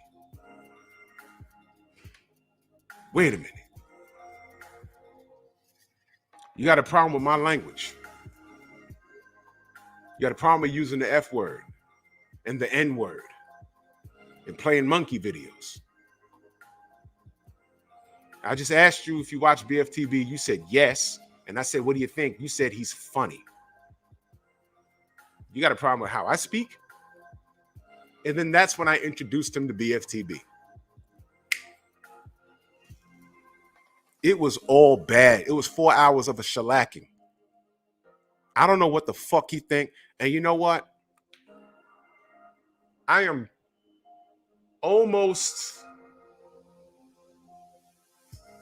I'm like 60% leaning towards somebody putting them up to that shit. And I know you watching me now. Probably both of you scumbags watching me now. Both of the Eds. Motherfuck both of you. If you allowed your man to put you up to that, he set you up for failure. Because I haven't seen that one bit of boxing content from you yet. And you're a boxing channel, right? Where's your content? Talking about lying. I was all up and down your goddamn Instagram. You said you had a podcast on Spotify. I went there and I could not find you. So when I asked you, why are you advertising yourself on Spotify? You have no material up there. He said, I have to talk to the person in charge of it. Motherfucker, that's you. You're in charge. Do you have content ready to upload? Where's your content? I'm talking to the person that's in charge of it. What's going on? So that's false advertisement. That's what we call a lie. Now, mind you, those weeks, I knew who he was for about a good 3 weeks. I was on his Instagram. Then I went to his YouTube channel. There's no content there. But when I don't know what's there now. Then someone told me, yo, he got some sort of highlight reel. And towards the end, there's only one black fighter. I said, shit. What the highlight reel look like? Because I ain't click on nothing.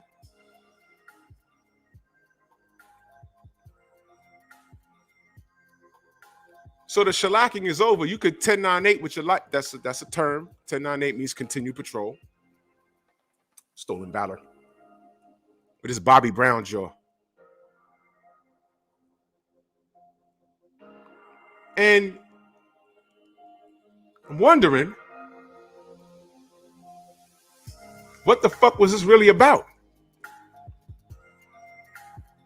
We're like 2 weeks later now from that situation. Where's his content? This is about boxing, right?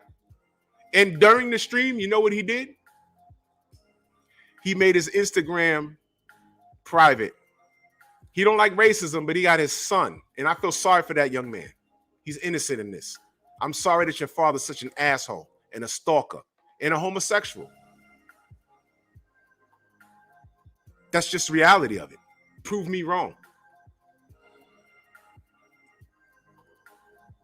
The man has no content. We're like 2 weeks later. No content. You made your Instagram private. If you stood on your square and everybody that we follow follows you too. I got over like 1,200 followers on Instagram. You got like 60, if I remember correctly. I could be wrong. I don't remember. But it wasn't nowhere near 500. I know that. So that's impossible for you to have the same amount of followers that I have. He was just responding. And if your man put you up to this, he set you up for failure. Why didn't you call your man and say, yo, look, I need help. Get on this live. You know what would have happened if your man came on this fucking live. You know what would have happened. I put up the fucking police report. Oh, I can't see it. What, you want me to email it to you? Everybody got it. Your man made so many fucking enemies. Dude don't fuck with me, and I never did anything to that nigga. I don't know him. I don't know him. Another nigga that had my name in his mouth. I don't know him. Why you got a problem with me? Don't know. If you don't like my content, there's the door. What the fuck? The fuck?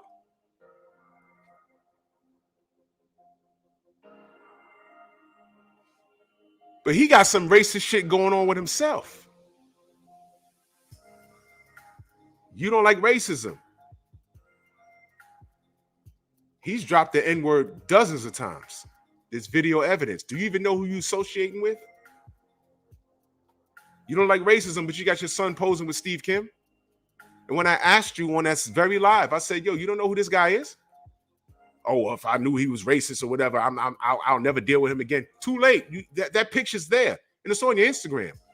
Racist ass Steve Kim with your son.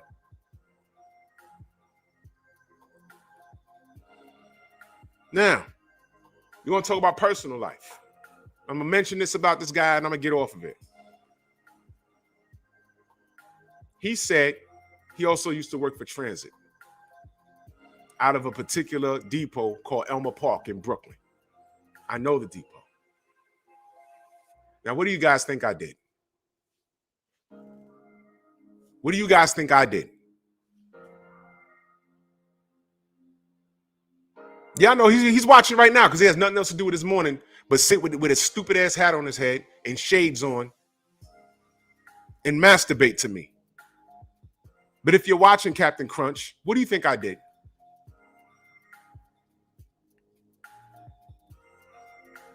What do you think I did? You worked at Elmer Park. I think you said for 8 years or something. What do you think I did?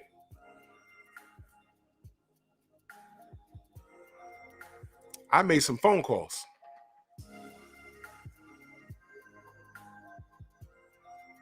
And I'm just going to leave it there.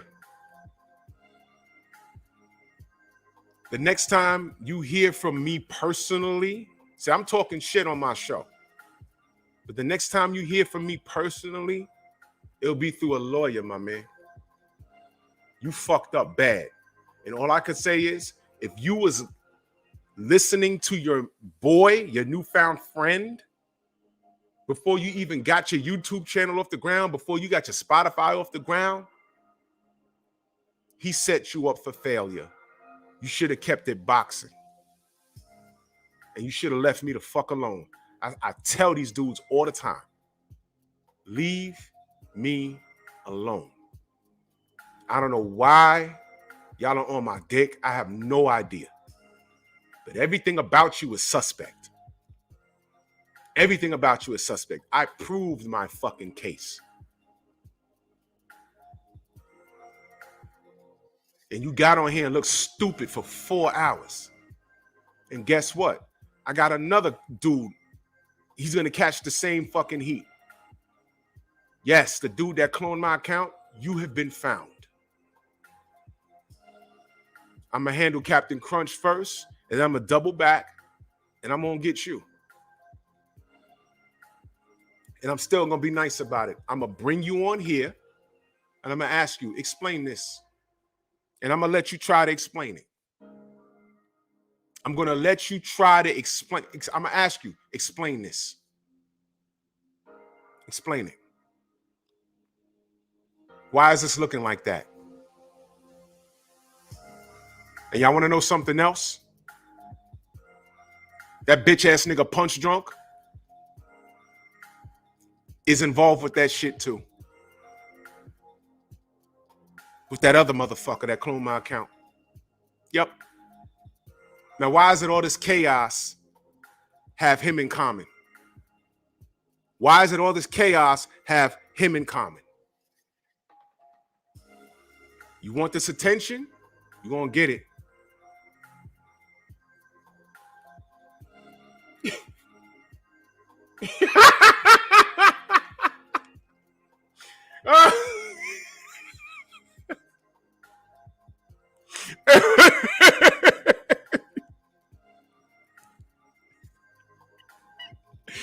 Oh, shit. Joe is killing me. Yup. 2022 ain't looking good for the trolls. It's not. It's not. All of this over boxing. All I want to do is talk with the family and talk boxing and vent, because that's what this is. There ain't nothing. There's no good news coming out of boxing. So we getting on here pointing out the bullshit and venting. That's what this is. It's a glorified venting session.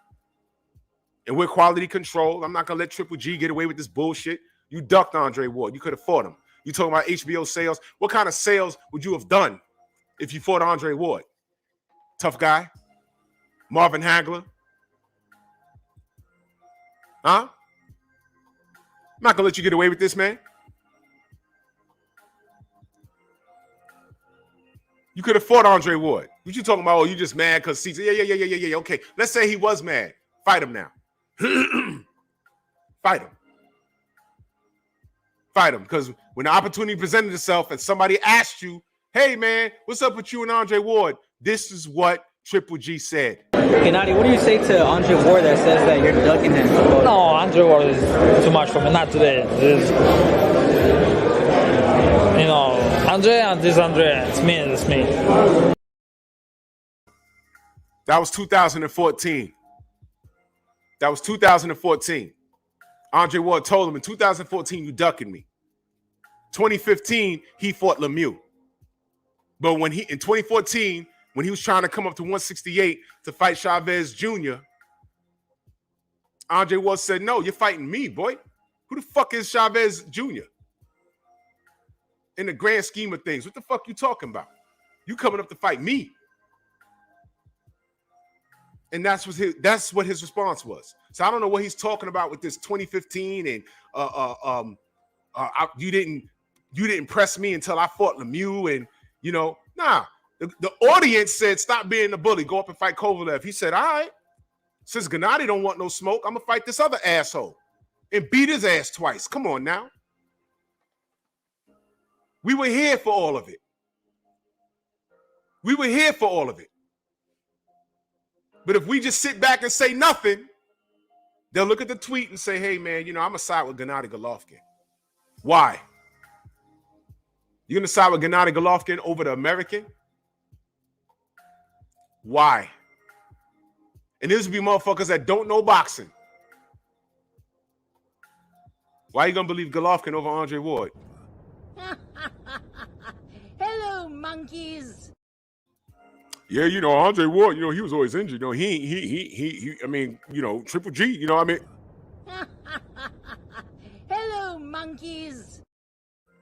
Do y'all remember when Abel Sanchez says, yo, black fighters don't sell? HBO was like, right on, they don't sell. Give me 5 on the black hand side. They don't sell. Black fighters don't sell. I don't know, Callie.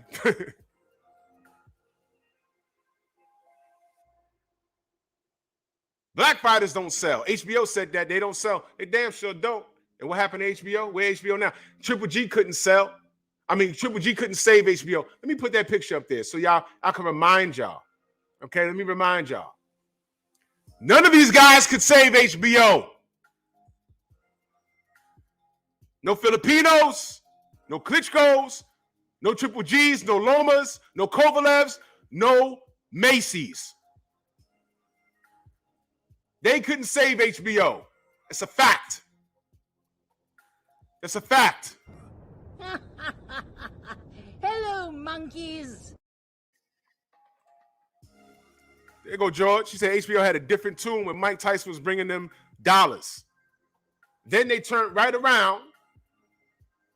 Exactly, Callie. Exactly.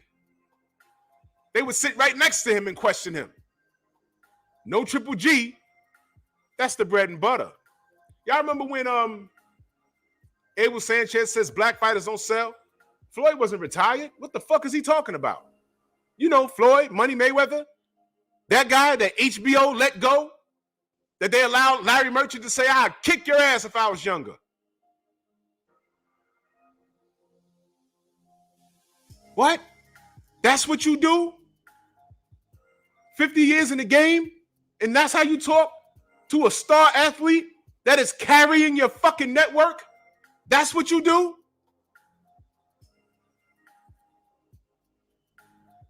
Am I in the fucking Twilight Zone, or is this real life? Hello, the Black Murderers Row really exists, and it exists right now.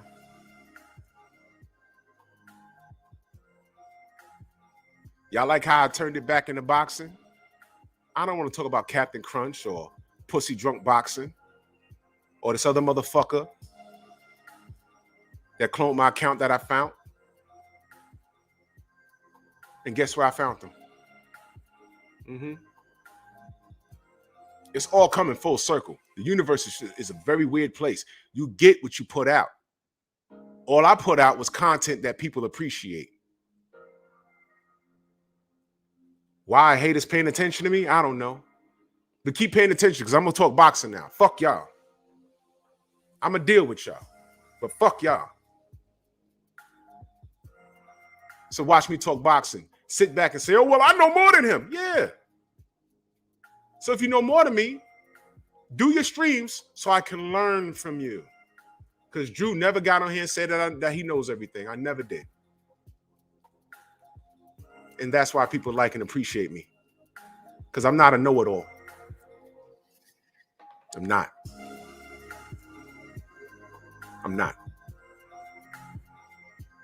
There's just certain things that I can't do. And there's a lot of things that I refuse to do. And I refuse to be fake. I'm not going to fucking go on someone's panel with a fucking turban on and make fun of Arabs or Muslims. I don't do shit like that. But I will call a nigga out in a heartbeat for acting niggardly. Because we are held to a higher standard. That's just how it is. Why do you think I ride the Charlos so hard when they do stupid shit like go to a Canelo fight, start a fight with Jarrett Hurd? I'm supposed to ignore that? Because if I did ignore that, I'd have 300 Mexicans beating down my door talking about, hey, you're not going to say nothing about that, Holmes? They don't talk like that. I'm just being an asshole right now. No, I am going to say something about it. Fan said, yo, Jamal, what do you think about Canelo's performance? He smacks the phone out of his hand and flips him the bird and then stares him down like he wanted to smoke. This is a fan asking you a fucking question.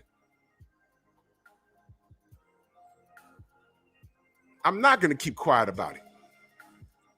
Cop Killer, salute. Oh, he had a big problem with Cop Killer. I said, Cop Killer is a wrench, and I'm not taking his wrench. And that's how he feels.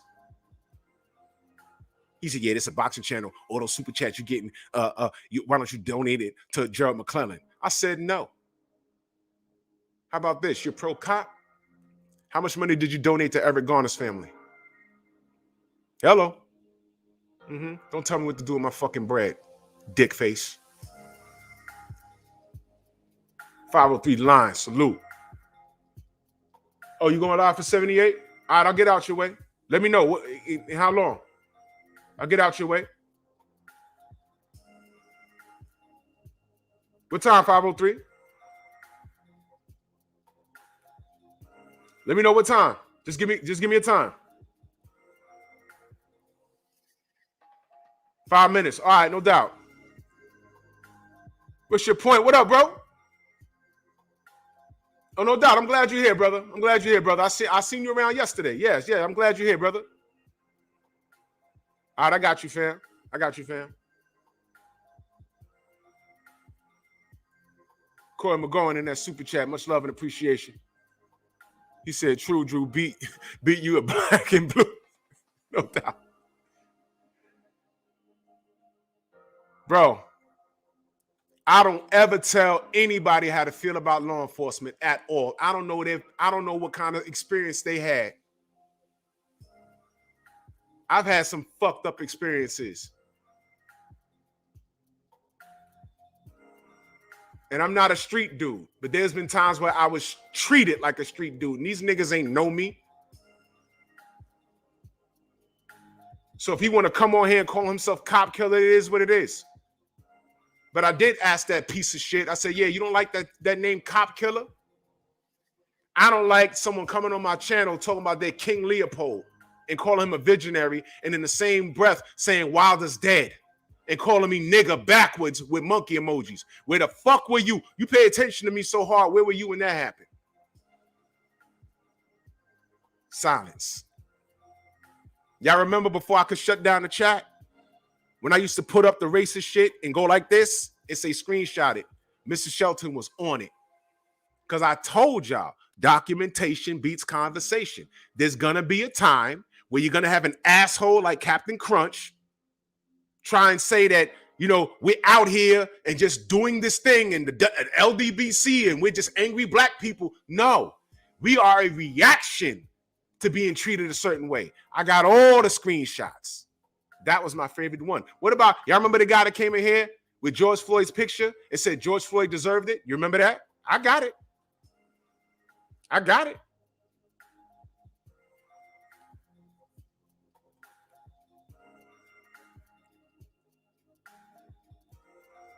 I got all of it. Because I knew. I said one day somebody gonna pop up in here like we just started the shit. Yo, Mr. P. Depps, you are funny as hell. And I'm gonna use it. Earl Taylor, what up? That's right, Copper. I don't tell no person of color in this country how to feel. Native Americans, Mexicans, black people, come on, man. Everybody's experience is different. Y'all know what it was like to be here in the 90s when Giuliani was mayor? The nights belonged to us. I told the story on my other channel. I walked from my girl's house 1 block over, the train was literally a block over.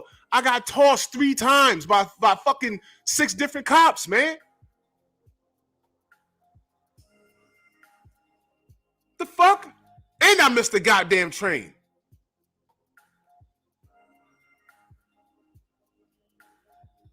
That piece of shit ass dude tried to put 2 dead cops on me. What? I said, yo, you gonna put that on me? I'm gonna put Eric Garner on you. I'm gonna put Fernando Castillo on you. How about that?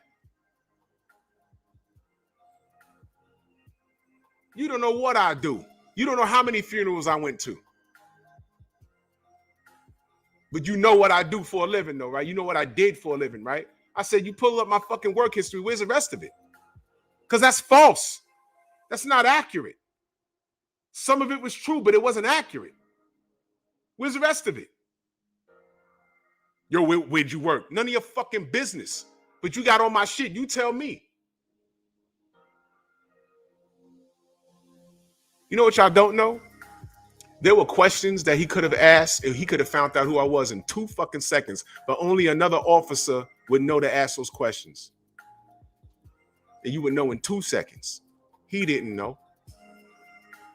But he stood on here for 4 years. I mean, 4 years. It felt like 4 years. For 4 hours and made a complete and total fool of himself. You don't think nothing of me, but you got 3 troll. I said 2 troll accounts. He said, no, 3. Huh? You don't like racism.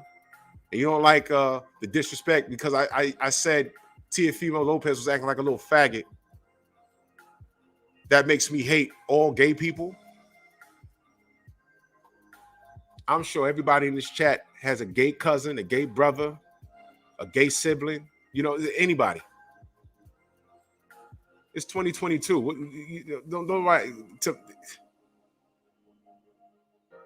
what? I don't care. I don't care about that. I ain't got to prove. Ain't it funny how black people on here got to prove what we're not? Oh, I'm not racist. That's what these other niggas do. Well, look, I'll just keep it real. No, stand on your square. I defend myself when you put a coat on me that don't fit. It don't fit. I ain't got to prove to you that I'm not racist. People know me.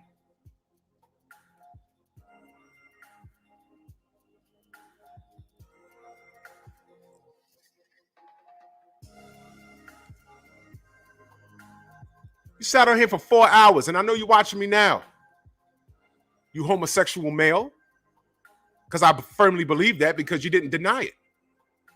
I asked you, were you gay? You said, my sexual preference is none of your business. If you're gay, it's not a preference. It's just who you are. When you say preference, you prefer something. That means you're choosing something. I don't want a hamburger. I want a fish sandwich. I prefer to have a fish sandwich. Every gay person I ever spoke to, when it came up, because when you're around them, when you work with them long periods of time, it comes up. Every gay person I spoke to ever in my life, I said, yo, when did you know? Every woman, every male, they said, when I was a shorty. I'm talking about when they were like about maybe 8 or 9 years old, they knew. They knew, but they always had obstacles, whether it was the church, whether or what would my parents think, but they knew early, and they went through life trying to date the opposite sex, and it never worked out for them, and they didn't get comfortable until they got into their young adulthood. It's not a preference for them. That's how they are. It's not a choice. That's how they are.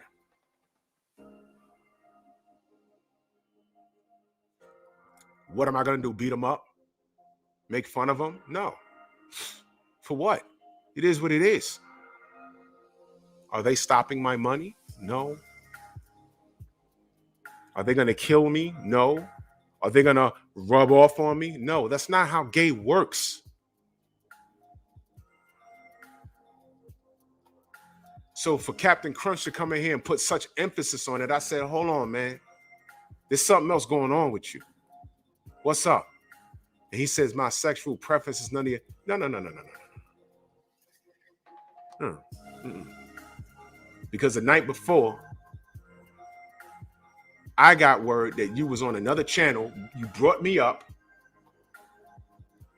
And then you made reference to my body.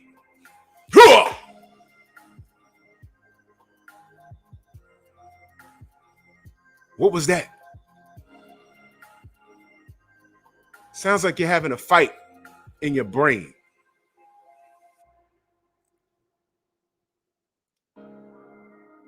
And now you're about to have a different kind of fight. I told these niggas to leave me alone. Just remember, I told you, leave me alone. Remember I said that. You're going to get everything you asked for. And this other dude, you're going to have some explaining to do. Because I just got questions. I got questions. Y'all know how I do. I got questions.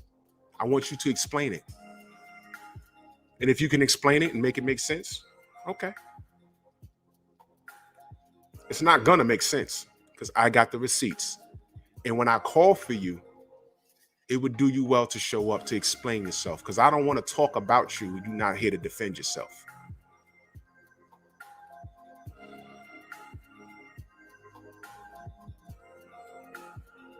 But these two fools, they got punch-drunk boxing in common.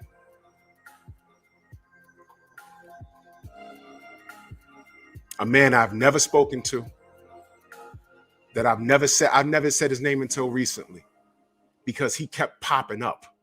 I'm like, what is this? I didn't know that this fool was cool with this dude. I just found out that day. I said, what is this? What is going on here? Why does this guy keep popping up? What the fuck? I don't fuck with this dude. Why is he around? Hold on. I asked him, I said, you don't like liars, but you cool with this dude? You don't like racists, but you cool with this dude? I'm sorry, let's be clear. You don't like people using the N-word. Are you familiar with this dude? Just like you said you was familiar with BFTB and you said he was funny. He can't get through a stream without saying nigga or calling someone a faggot that come and harass him. Y'all saw the other day, that white dude. Y'all think we playing. This dude was driving, had a baby seat in the back, a wedding band on, and trolling BFTB. There was nothing else he could do with his fucking day. And then was on mute and he sat there. I said, this shit is a disease. You can't be serious. Did y'all see that shit? I laughed for about 2 minutes, but then I was just looking like, I went back and watched the replay too. I said, I can't believe this. That dude, he knew he was muted and he kept talking. Why are you there? What is it really?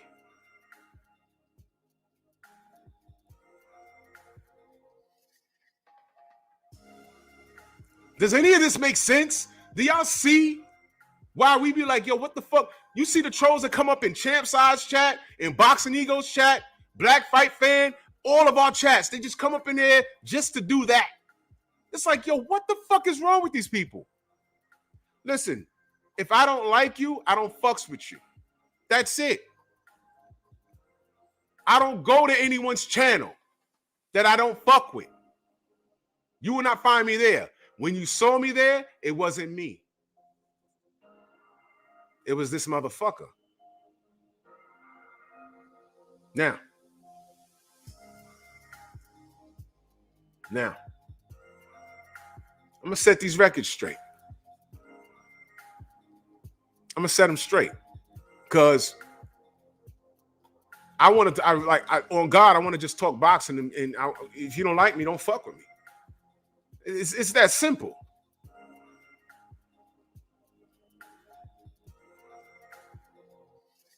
No doubt, Steven. I'm lining them up. And this next motherfucker, I have questions. I want him to explain himself because I stumbled upon something One of my brothers hit me up and said, yo, you seen this? I said, what is this? I went to the live and I'm watching it. I'm like, what the fuck? Hold on. What? This don't make no damn sense. And salute to Mahmoud that works at YouTube, boss, because I showed it to him and he says, you know, there might have been a glitch in the matrix. There might have been a situation where we was updating systems and moving shit around and things reset back to its original, let's just say it reset to where it came from.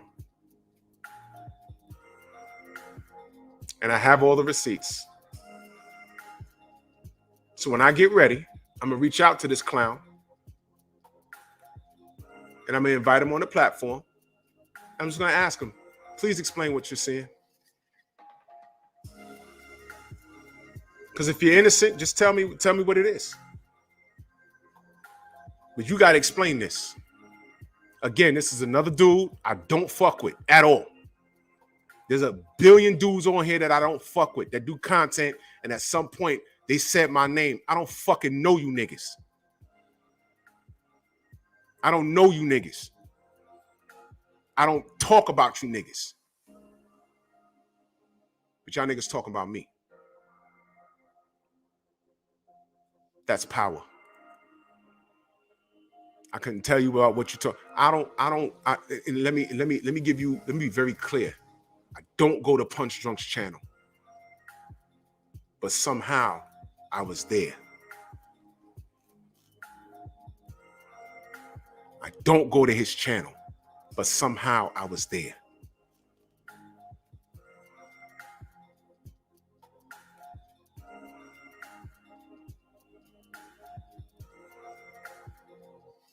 Talking to him.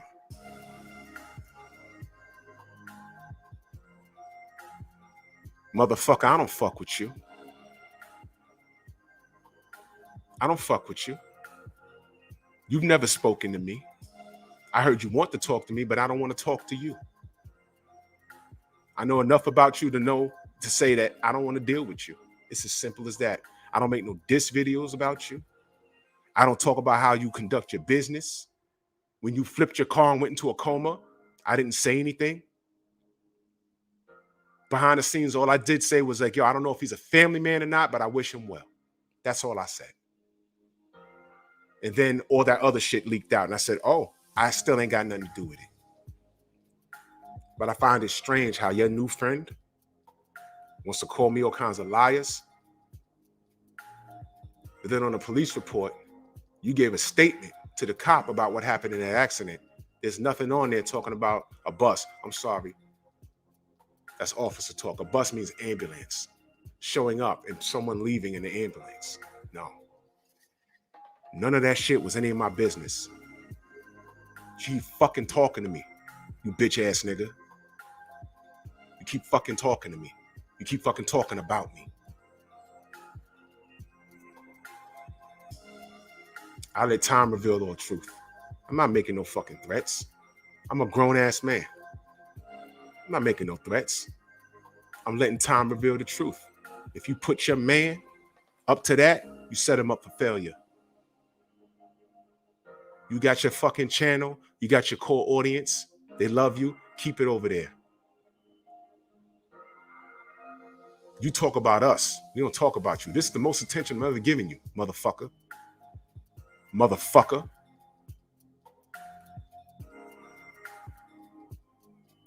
Don't fucking play with me, dude. Don't do that. You're looking stupid right now. And your mans, he gonna get the same work. He got some explaining to do. Already exposed one asshole. Pause, because he likes that. Already exposed one idiot. Everyone here that fucks with me knows you're a fucking idiot. This other nigga, he gonna get the same work. But I'm gonna give him the platform. I want him to explain himself. What I'm gonna show, I want him to explain it. It's up to him. Let him explain it. And I'll let the audience tell me what they think. I'll let you explain it. I'll do it when I'm ready.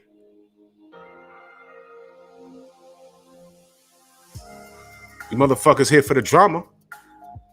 Let's get it. Y'all gonna learn to leave me the fuck alone. Y'all gonna learn to leave the LDBC alone. Leave us alone. What the fuck? What are you fighting? Why are you in BFTB's emails? Like this was some sort of rehearsed thing. Fuck you talking about, nigga? Nigga? Nigga?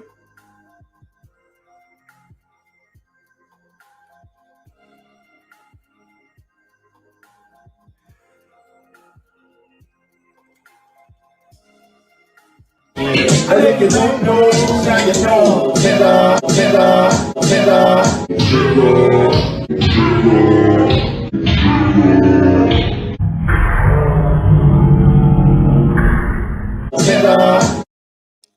I am mad civil. I tell people not to put names in my chat. I don't give a fuck who's talking about me. We try and talk boxing over here, but it seems like a lot of people just like drama. I stopped watching Jerry Springer like 20 years ago, and that's no exaggeration. But those people on the Springer show, I'd say 85% of them are real. They're dead ass serious. They on there throwing cake and wedding dresses. It's ridiculous. These are the motherfuckers that are running around in the chat, starting beefs that don't exist, saying fucking names. Y'all know who I fuck with. Y'all know who I don't fuck with. Keep their fucking names out my goddamn chat. I ain't gonna say it no more. Because some of these motherfuckers out here, y'all drama kings and queens. Y'all are fucking girls. Y'all are chicks with dicks. Y'all like all this beef. And what you don't realize is it's unproductive. This is a boxing channel, for fuck's sake. We got fighters getting done dirty, like Devin Haney, like Jamal Charlo, like Boo Boo Andre. We are here for quality control. Triple G just did something snaky yesterday. That's news. I'm not the fucking athlete. Get off my dick. You guys have this weird obsession because you're homosexuals. Say it. I'm not. I appreciate it. I know you think I'm sexy, but I don't get down like that. Moving on.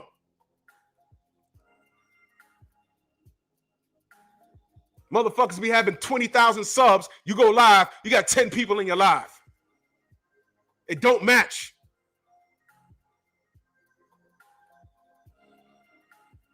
You so worried about what we doing and the LDBC is doing that you're not counting your own fucking blessings.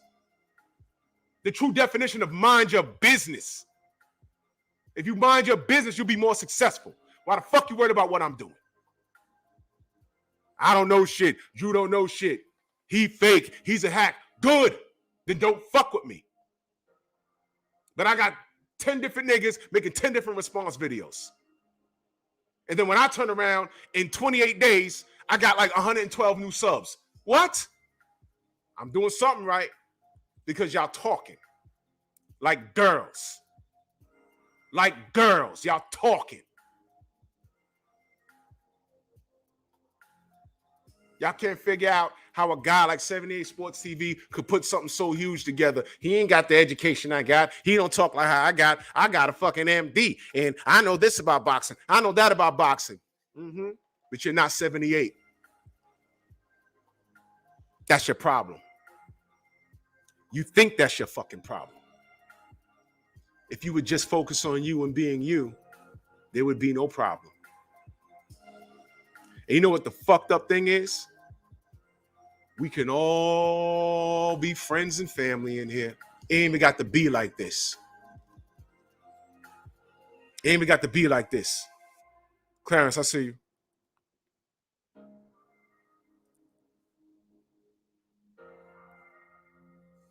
I appreciate you, George. That's why you're welcome. It ain't even got to be like this. All this hatred and all this undercutting and sneak distance. These are grown-ass men with gray on their chin like me. Some of these niggas is older than me. And I was watching 78 and the Black Fight Fan and Drew Titan and these guys don't know boxing. Fine. So talk boxing then, motherfucker. Let me talk to the motherfuckers that don't know boxing. Because I appeal to them. Fine. Keep my balls out your throat, goddamn. The fuck? This one nigga, I swear to God, I know he was older than me. I said, what the fuck is he talking about me for? What the fuck? You know what? While you talk, I'm in the gym. While you talk, I'm saying, damn, what am I going to talk about tomorrow? Because I got 2 channels. What am I going to talk about tomorrow? What am I going to talk about tonight? I'm putting in work. I'm worried about what I do. And the only reason why I know that this bitch-ass nigga said something about me was because I was watching his fucking channel, appreciating the content, and then the diss came. And I said, I don't even fucking know this guy. I've never said anything about this guy. I swear to God, I was just here listening to his content because I appreciate his conversation. And that day, I was literally going to say, yo, salute to you. And you know, big him up. And then he said my name. I said, come on, man. I ain't do shit to this fella. What? How do I handle it? Did I put fuck you, nigga, da-da-da-da-da? No. Did I run back and do, yo, this is my response to so-and-so boxing? No. There's a back button right there. There's a YouTube icon right there. There's an X button. You could shut your whole computer. You could turn your phone off. All I did was I hit the YouTube shit. I unsubscribed to his channel. And when his shit popped up, I put not interested and I am done. Y'all don't even know what the fuck I'm talking about. And y'all never know. That's how I handle it. I unsubbed and I don't listen to him. I cannot tell you what he's been talking about for the past few months. Can't. And when I tell you it was out of nowhere, I'm like, why is he talking? What the fuck did we do to him? What? Okay. Unsub. That's how you handle it. But some motherfuckers, they want to be seen. They want to be heard. Okay. When I reach out to you, fella, answer. Because I'm going to talk about you regardless. But I just want you here to defend yourself. I don't want you on some, yo, you talking behind my... Nope. I don't talk behind nobody back. I don't. In pussy drunk boxing, no, I'm not talking behind your back. I just don't want to fucking talk to you. And I'm making it clear. And I know one of your fans are going to run back. Yo, Drew been talking about... Yeah, I've been fucking talking about you for the past week. Fuck you. I don't like you. And fuck you very much. There it is. But these two fools have a connection with you. That's my problem. And I don't care to talk to you. Because if you're if you orchestrated that shit, you set them up for failure. Because one motherfucker's gonna get met with legal action. The other motherfucker can potentially get met with legal action. But I'm gonna have him on here to explain himself.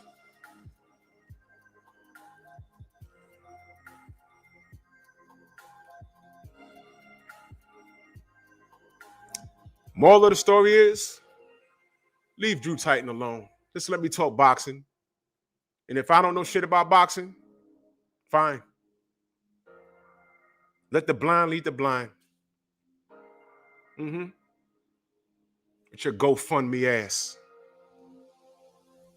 Everybody right now should... Oh, I ain't played this today.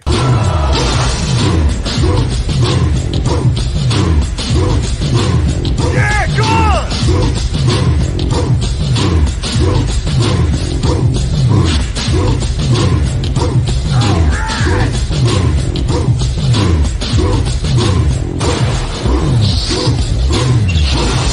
Yeah, man, come on!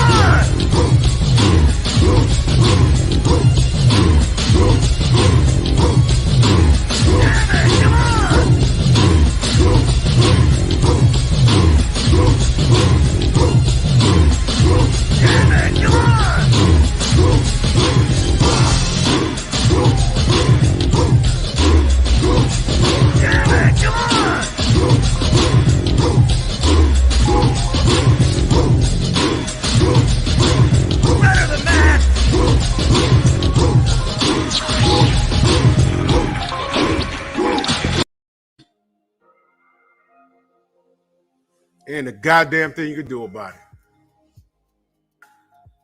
Bitch ass niggas. I try and be chill and just talk boxing, but you motherfuckers, y'all want this. And I've been telling y'all for a while now, don't cry when you get it. Don't cry when you get it. See, Ed Cruz is crying somewhere. It's only gonna get worse. He's crying somewhere. You done fucked off your goddamn internet career before it got started, you dumbass. And if you was listening to that other motherfucker, the other Ed, you got him to thank and yourself to thank. It's called due diligence. You didn't do it. Y'all be worried about the wrong shit. Now, thanks to you, my lawyer has everything we spoke about. By way of text, the Instagram conversation we had, the shit that you spoke with George, all the screenshots, he has it all. The 4-hour stream, he has the whole stream time-stamped to prove my point. And your boy, if he put you up to this, he's going to say, hey, I ain't tell you to do all that. That's your new best friend. The guy who lied about being in a fucking coma. Allegedly. Allegedly. But you don't like liars, though. This other motherfucker, when I reach out to you, just respond and kindly come into the strong house, and I'm going to ask you to shoot your shit and explain what I'm going to show you. I want you to explain it. Before I put a code on you, I want you to explain it. Since y'all want to play. Y'all like drama? Okay. Big drama show. I'm going to give you what you're asking for, and I'm going to show you motherfuckers why I don't like to do it. I'm going to show you.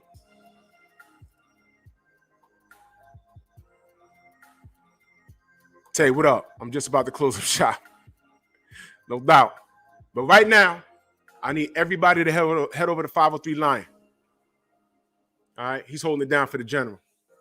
Let's head over to 503 Lion. Let's talk this boxing talk. I'm sorry I got to entertain these bitches, these chicks with dicks, but it is what it is. I'm going to give them what they're asking for. Let's do it. So let's head over to 503 Lion right now. Shout out to everybody in the Venmo, the Zelle, the Cash App, the Super Chats. Love and appreciate all of you. I love and appreciate all of you. I love and appreciate all of you. If you fucks with me, I fucks with you. That's all. If you don't fucks with me, there's the door. It's as simple as that. I'm not going to take it personal. It is what it is. And I'll see y'all tonight on Painful Excellence Podcast. Y'all make sure y'all like and subscribe, man. Bronx on deck. I'll see y'all tonight. Move!